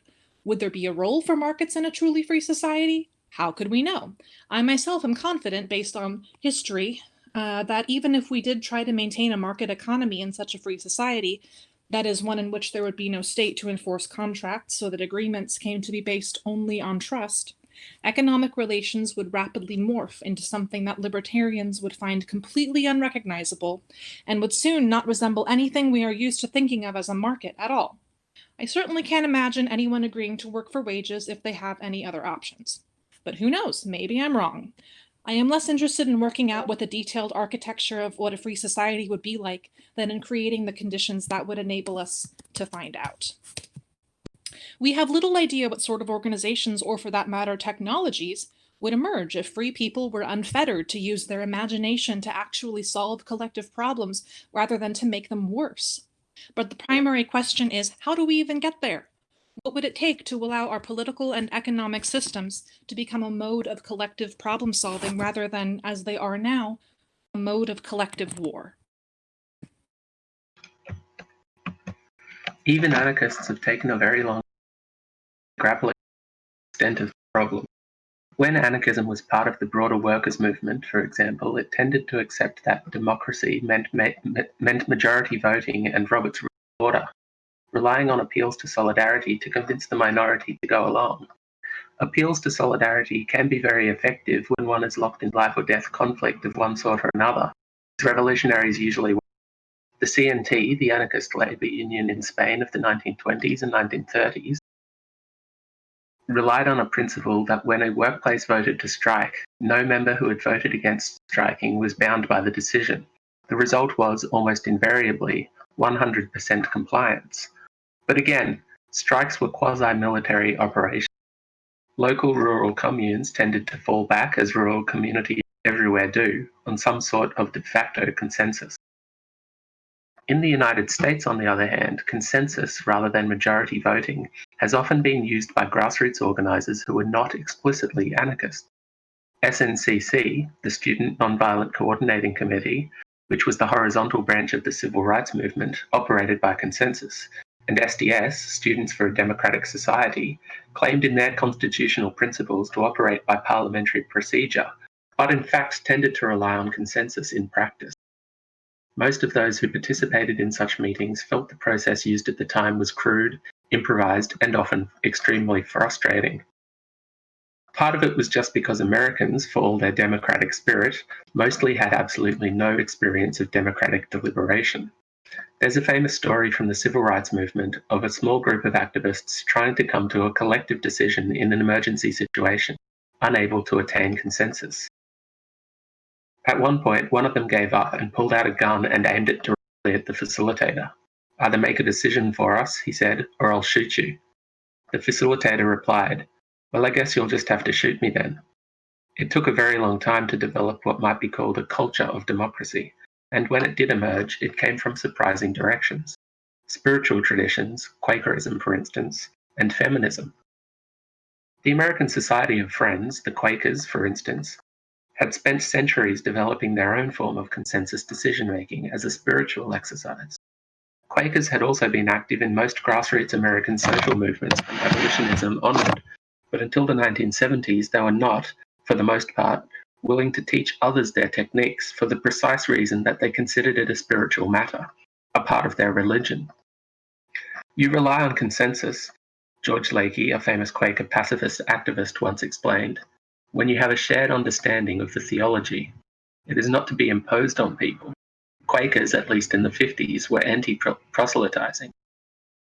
It was really only a crisis in the feminist movement, which started using informal consensus in small consciousness-raising groups of usually around a dozen people, but found themselves running into all sorts of problems with cliques and tacit leadership structures when these became larger in size, that eventually inspired some dissident Quakers, the most famous was Lakey himself, to pitch in and began disseminating some of their techniques. These techniques, in turn, now infused with a specifically feminist ethos, came to be modified when adopted for larger and more diverse groups. This is just one example of how what is now come to be called anarchist process, all those elaborate techniques of facilitation and consensus finding, the hand signals and the like, emerged from radical feminism, Quakerism, and even Native American traditions. In fact, the particular variety employed in North America should really be called feminist process rather than anarchist process. These methods became identified with anarchism precisely because anarchists recognized them to be forms that could be employed in a free society, in which no one could be physically coerced to go along with a decision they found profoundly objectionable.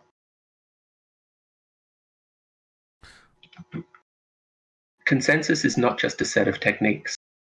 When we talk about process, what we're really talking about is the gradual creation of a culture. This brings us back to rethinking some of our most basic assumptions about what democracy is even about.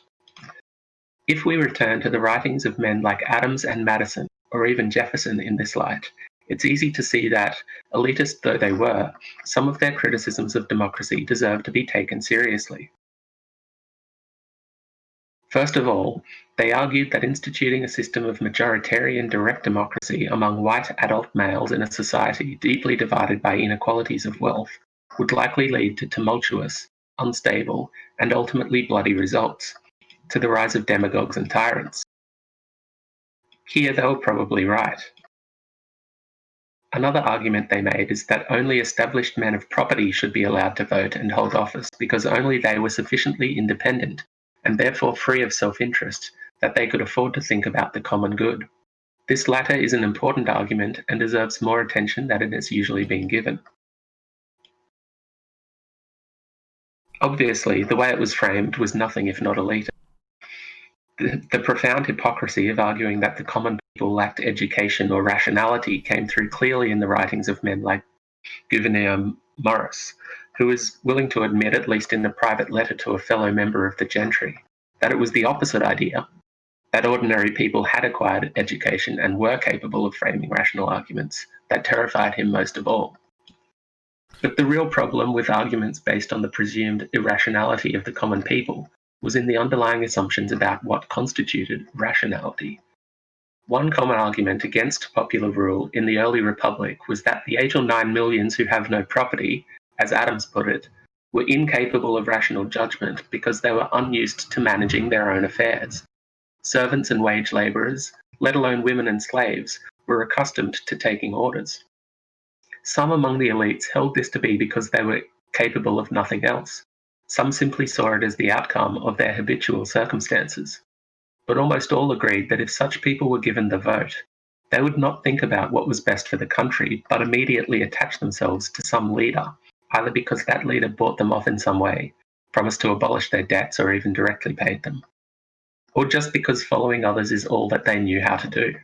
An excess of liberty, therefore, would only lead to tyranny as the people threw themselves to the mercy of charismatic leaders.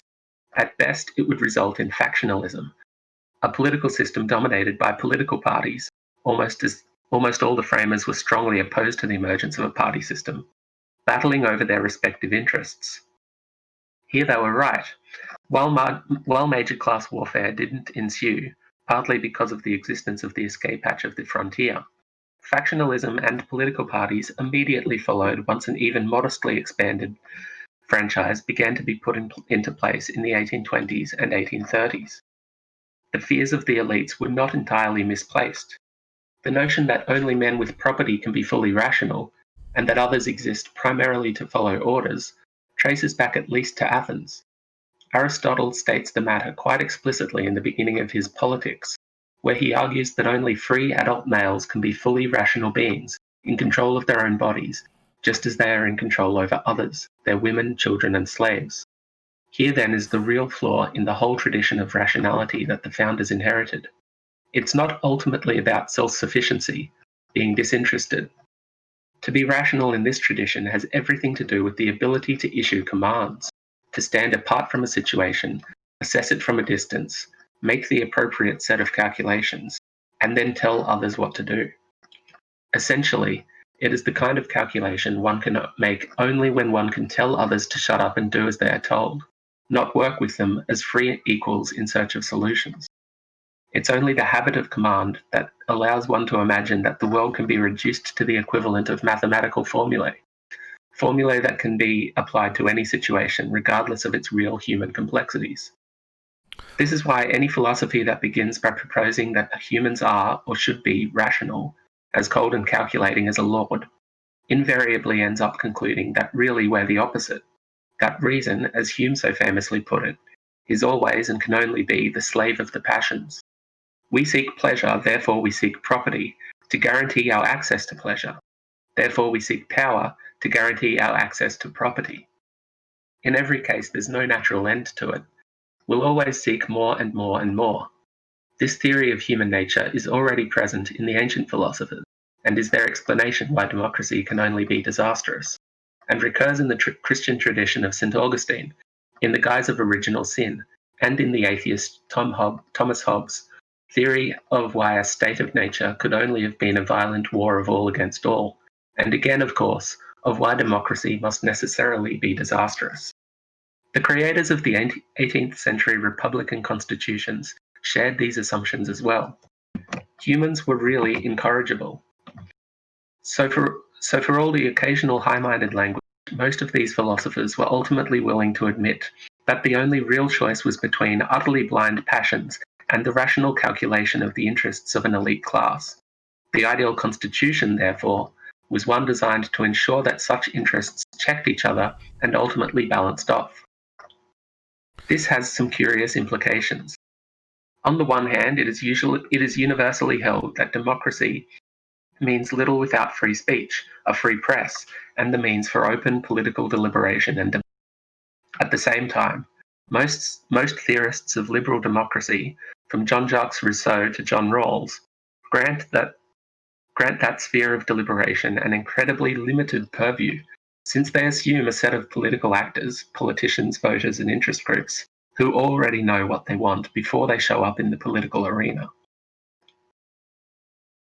Rather than using the political sphere to decide how to balance competing values or make up their minds about the best course of action, such political actors, if they think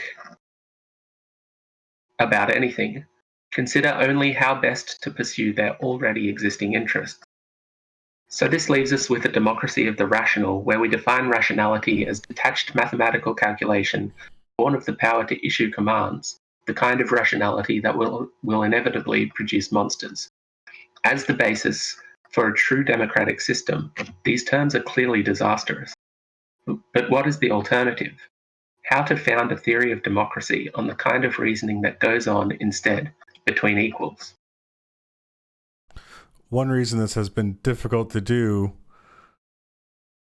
is that this sort of reasoning is actually more complex and sophisticated than simple mathematical calculation, and therefore doesn't lend itself to the quantifiable models beloved of political scientists and those who assess grant applications. After all, when one asks if a person is being rational, we aren't asking very much, really. Just whether they are capable of making basic logical connections. The matter rarely comes up unless one suspects someone might actually be crazy or perhaps so blinded by passion that their arguments make no sense. Consider in contrast what's entailed when one asks if someone is being reasonable. The standard here is much higher. Reasonableness implies a much more sophisticated ability to achieve a balance between different perspectives, values, and imperatives, none of which usually could possibly be reduced to a mathematical formula. It means coming up with a compromise between positions that are, according to formal logic, incommensurable, and just as there's no formal way when deciding what to cook for dinner. To measure the contrasting advantage of ease of preparation, healthiness, and taste, but of course we make such decisions all the time. Most of life, particularly life with others, consists of making reasonable compromises that can never be reduced to mathematical models. Another way to put this is that political theorists tend to assume actors who are operating on the intellectual level of an 8-year-old. Development psychologists have observed that children began to make logical arguments not to solve problems, but when coming up with reasons for what they already want to think.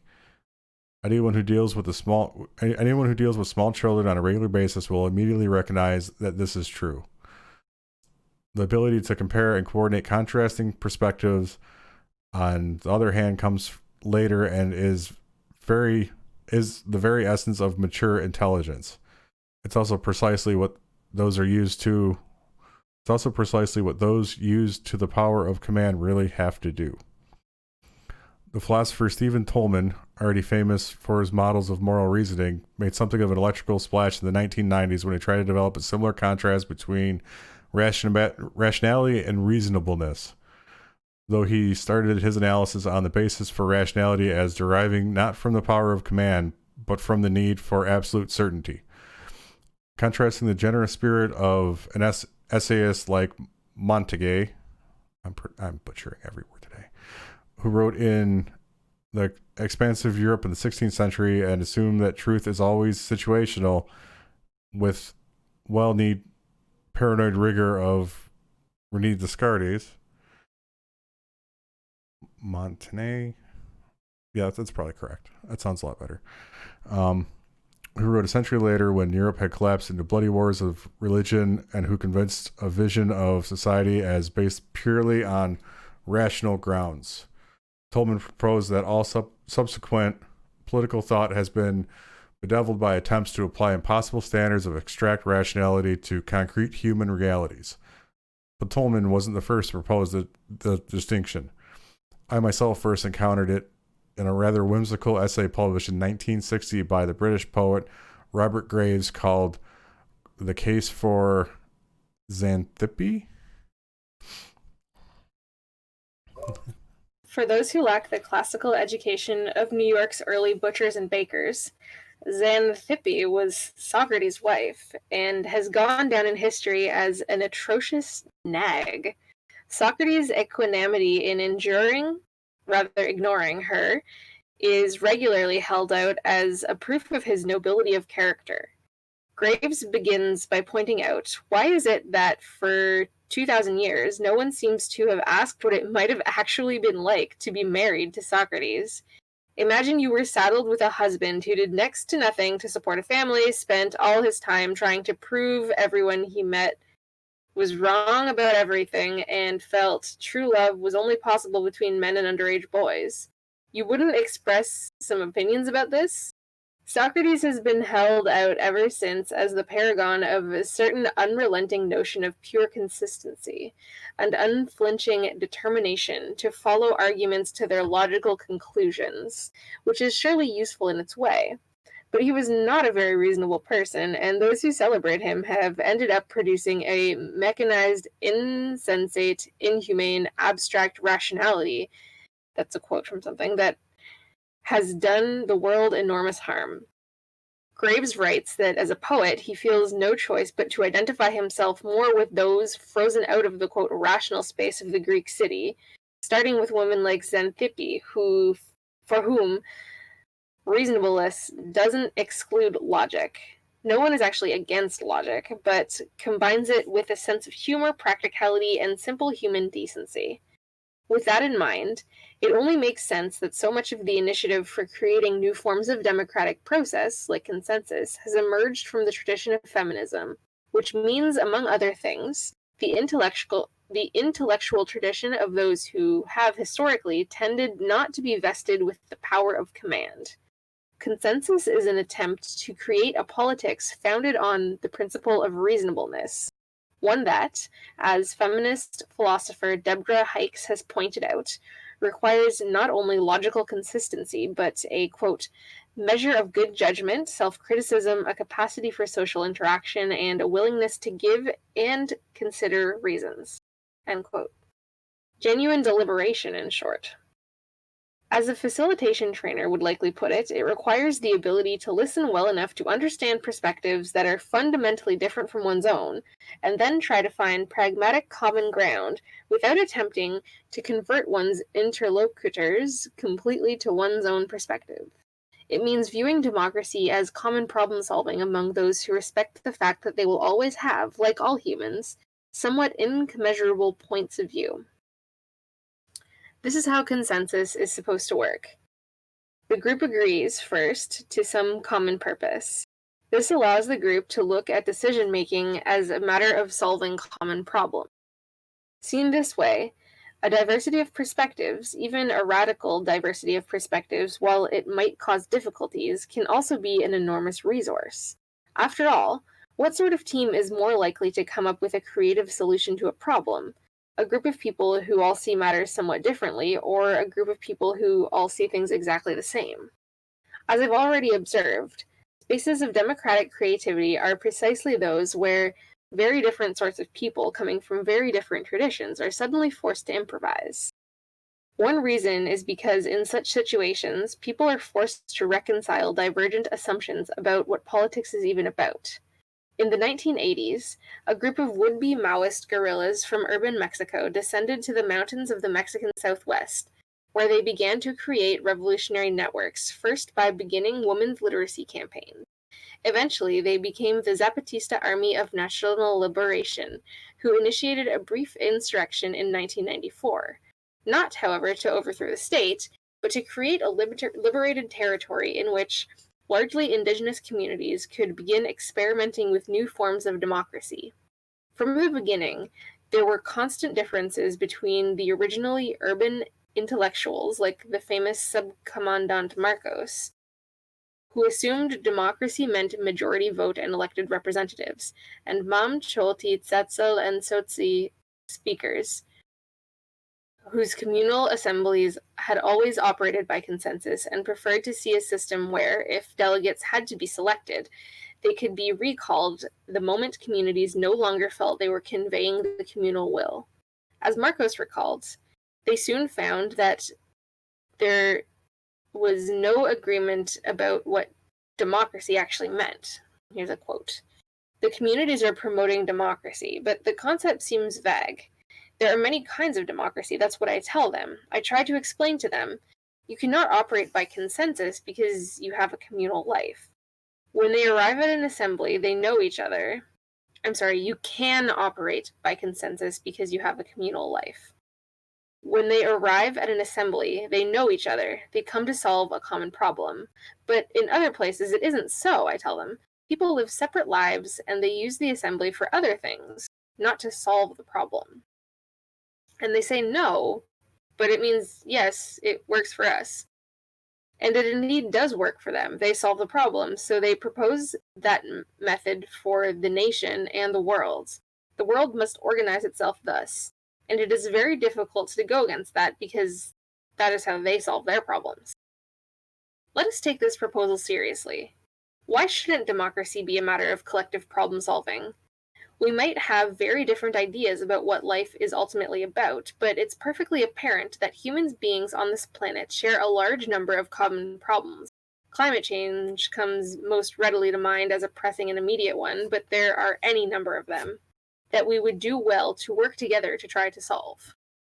Everyone seems to agree that in principle it would be better to do this democratically, in a spirit of equality and reasonable deliberation. Why does the idea that we might actually do so seem like such a utopian pipe dream? Perhaps instead of asking what the best political system is that our current social order could support, we should be asking what social arrangement would be necessary in order for us to have a genuine, participatory, democratic system that could dedicate itself to solving collective problems. It seems kind of an obvious question. If we are not used to asking it, it's because we've been taught from an early age that the answer is itself unreasonable. Because the answer, of course, is anarchism. In fact, there is reason to believe the founders were right. One cannot create a political system based on the principle of direct participatory democracy in a society such as their own, divided by vast inequalities of wealth, the total exclusion of the bulk of the population, in early America, women, slaves, and indigenous people, and where most people's lives were organized around the giving and taking of orders. Nor is it possible in a society such as our own, in which 1% of the population controls 42% of the wealth. If you propose the idea of anarchism to a roomful of ordinary people, someone will almost inevitably object. But of course, we can't eliminate the state, prisons, and police. If we do, people will simply start killing one another. To most, this seems like common sense. The odd thing about this prediction is that it can be empirically tested. In fact, it frequently has been empirically tested, and it turns out to be false. True, there are 1 or 2 cases in Somalia where the state broke down when people were already in the midst of a bloody civil war, and warlords did not immediately stop killing each other when it happened.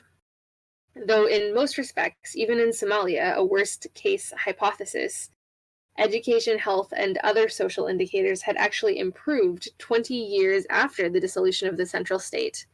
And of course, we hear about the cases like Somalia for the very reason that violence ensues. But in most cases, as I myself observed in parts of rural Madagascar, very little happens. Obviously, statistics are unavailable, since the absence of states generally also means the absence of anyone gathering statistics. However, I've talked to many anthropologists and others who've been in such places, and their accounts are surprisingly similar. The police disappear, people stop paying taxes, otherwise they pretty much carry on as they had before. Certainly they do not break into a Hobbesian war of all against all. As a result, we almost never hear about such places at all. When I was living in the town of Mamo in 1990, and wandering about the surrounding countryside, even I had no idea at first that I was living in an area where state control had effectively disappeared. I think part of the reason for my impression was that everyone talked and acted as if the state institutions were still functioning, hoping no one would take notice. When I returned in 2010, the police had returned, taxes were once again being collected, and everyone also felt that violent crime had increased dramatically.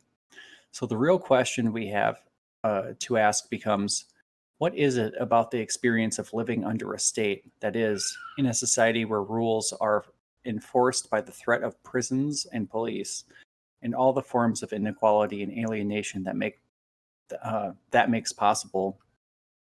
it obvious to us that people under such conditions would behave in a way that it turns out they don't actually behave? The anarchist answer is simple. If you treat people like children, they will tend to act like children. The only successful method anyone has ever devised to encourage others to act like adults is to treat them as if they already are. It's not infallible. Nothing is. But no other approach has any real chance of success.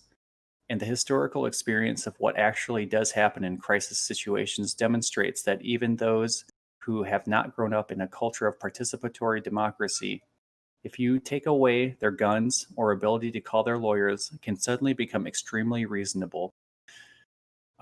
This is all that anarchists are really proposing to do.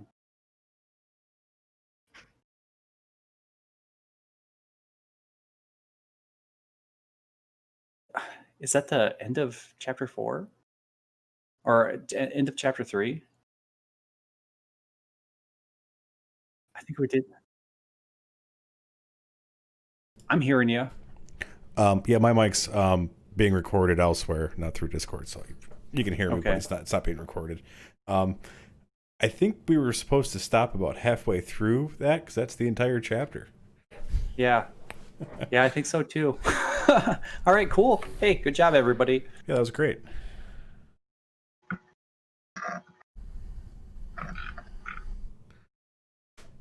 I hope everyone had a good... do we want to read the footnotes? Yeah, if someone wants to read the footnotes, we can I mean, like, do that. that will be completely out of context.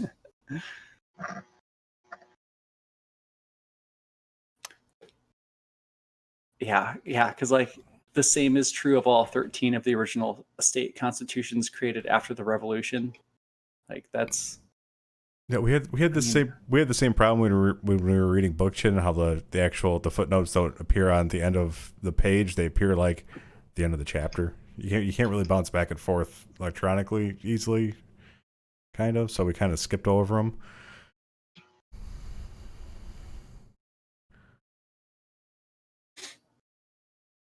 They will be up in hopefully a legible format on the YouTube. I'm not sure what this actually looks like full screen, so.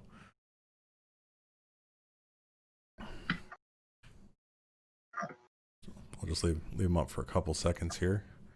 Well, that was good. That was a very good reading. We don't have to do a reading next week apparently, because part 1 and 2 will be covered with just this one here. I don't even know what I was able to say on mic because apparently I was muted, but I wanted to say, hey, thanks, NMAS, for hosting this. And also, people can come hang out on Wednesday of next week, which is what date?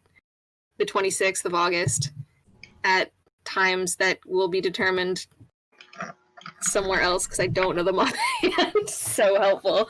But we have a book club chat where lots of people come and bounce the ideas in the book and in their lives off of each other, and it's very fun if you're a nerd, which you are. Yep. The times are 7 GMT and 23 GMT on Wednesday. I'm actually not even quite sure what that translates into my local time, but those are the times.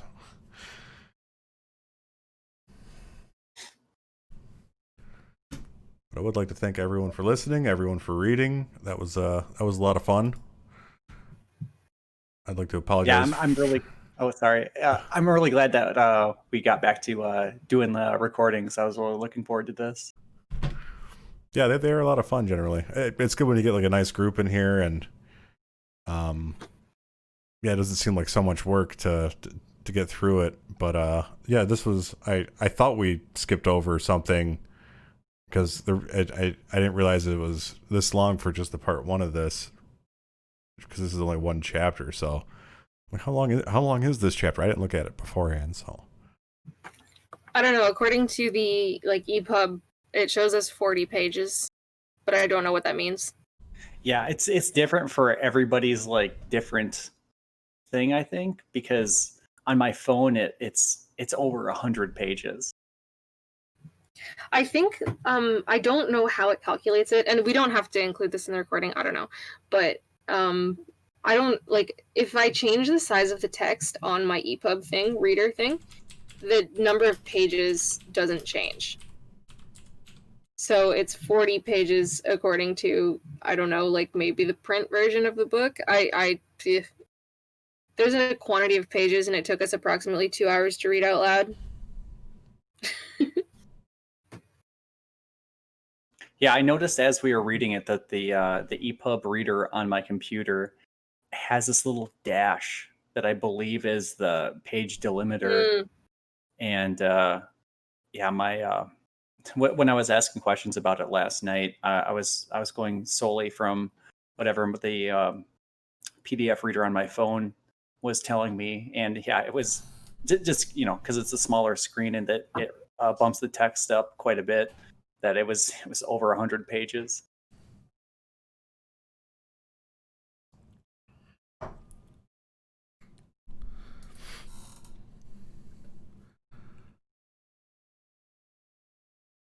Sweet. Yeah, that was a good read.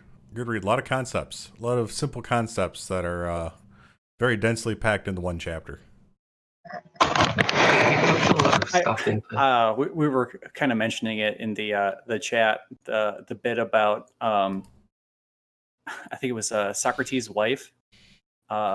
It's pretty fun hearing somebody snap on such a monumental figure. Yeah, that bit was great. It reminds me of, I think, oh, was someone else speaking? Go ahead. Oh, no, you go. Oh, it's okay. It was kind of irrelevant. It's just, it reminds me of, I think it was one of the Seriously Wrong episodes that Franz was on, and they're talking about economics, and they mention about how Adam Smith like lived in his mom's basement and just like wrote all the time while she took care of him. Oh, yeah, people often mention that about, is it Henry Thoreau? Or one of those transcendentalist guys. They, like, that's the one that I seem to, for some reason, a lot, that he, like, took his washing back home to his mum, or, like, lived in with his mum or something, and she did all his cooking and stuff while he was having all of these encounters with nature and stuff. I think it's good to, like, I guess it's kind of bringing people down a peg, but that it's kind of a leveling effect, because these people occupy such an outsized place in, like, culture and people's imaginations and politics and stuff. I think it's always good to remember, like, to consider what they're actually like as people and how that actually affected what they wrote and what they did, because it's like, yeah, the fact that he could be seen the way that Graeber talks about is kind of like, it does seem to make a difference. It's, I guess, kind of similar to like celebrities. I don't know, this is stupid because they don't, like, they still have a huge cultural impact, but like someone says, there's this sign outside of some house on my block that says you have the same number of hours in the day as Beyonce, and that's like technically true, but you don't have like all of these people helping you to get your shit done, you know? So that's where, if you have like your mom doing your laundry, or like somebody doing your cooking, or like whatever other like basic life functions that you need to do, yeah, you can get a lot more done, and maybe a lot more thinking done and writing and whatever. Yeah, Beyonce is especially kind of egregious, like, a weird example to use, because she's one of the, like, the classic examples of basically someone on the top of, like, a factory of people who's like the figurehead. I kind of think about Kanye in a similar way to this, and I think we talked about this a bit in the book club before when we were talking about art. But there's like this way of making art that Beyonce and Kanye are like classic examples currently existing. I think where it's like there's like not just a team behind them that help them. It's like they're like sitting atop this big infrastructure of like multiple teams that, and sort of like directing it, and sometimes more or less actually involved in the creation. Like they're both very involved in creating their art, but it's like, I think like Andy Warhol's another example that I can think of. And that's like very much not the same as just an everyday person who's just got the same amount of hours.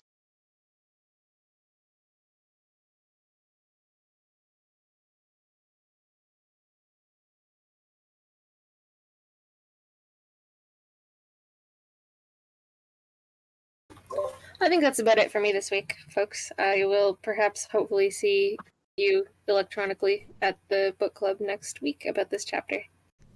Thanks for hanging out. Yeah. Thanks for reading. Thanks everyone who read, actually. It's a good spot to end on. There will be more discussions on Wednesday. If you're a part of the Discord, they're there. If you're not and would like to be, you can get a hold of one of the Seriously Wrong people at any of their social media accounts. And it's usually a Patreon only type thing, but for the book club, they let people in. So go ahead and do that, and I will see you there.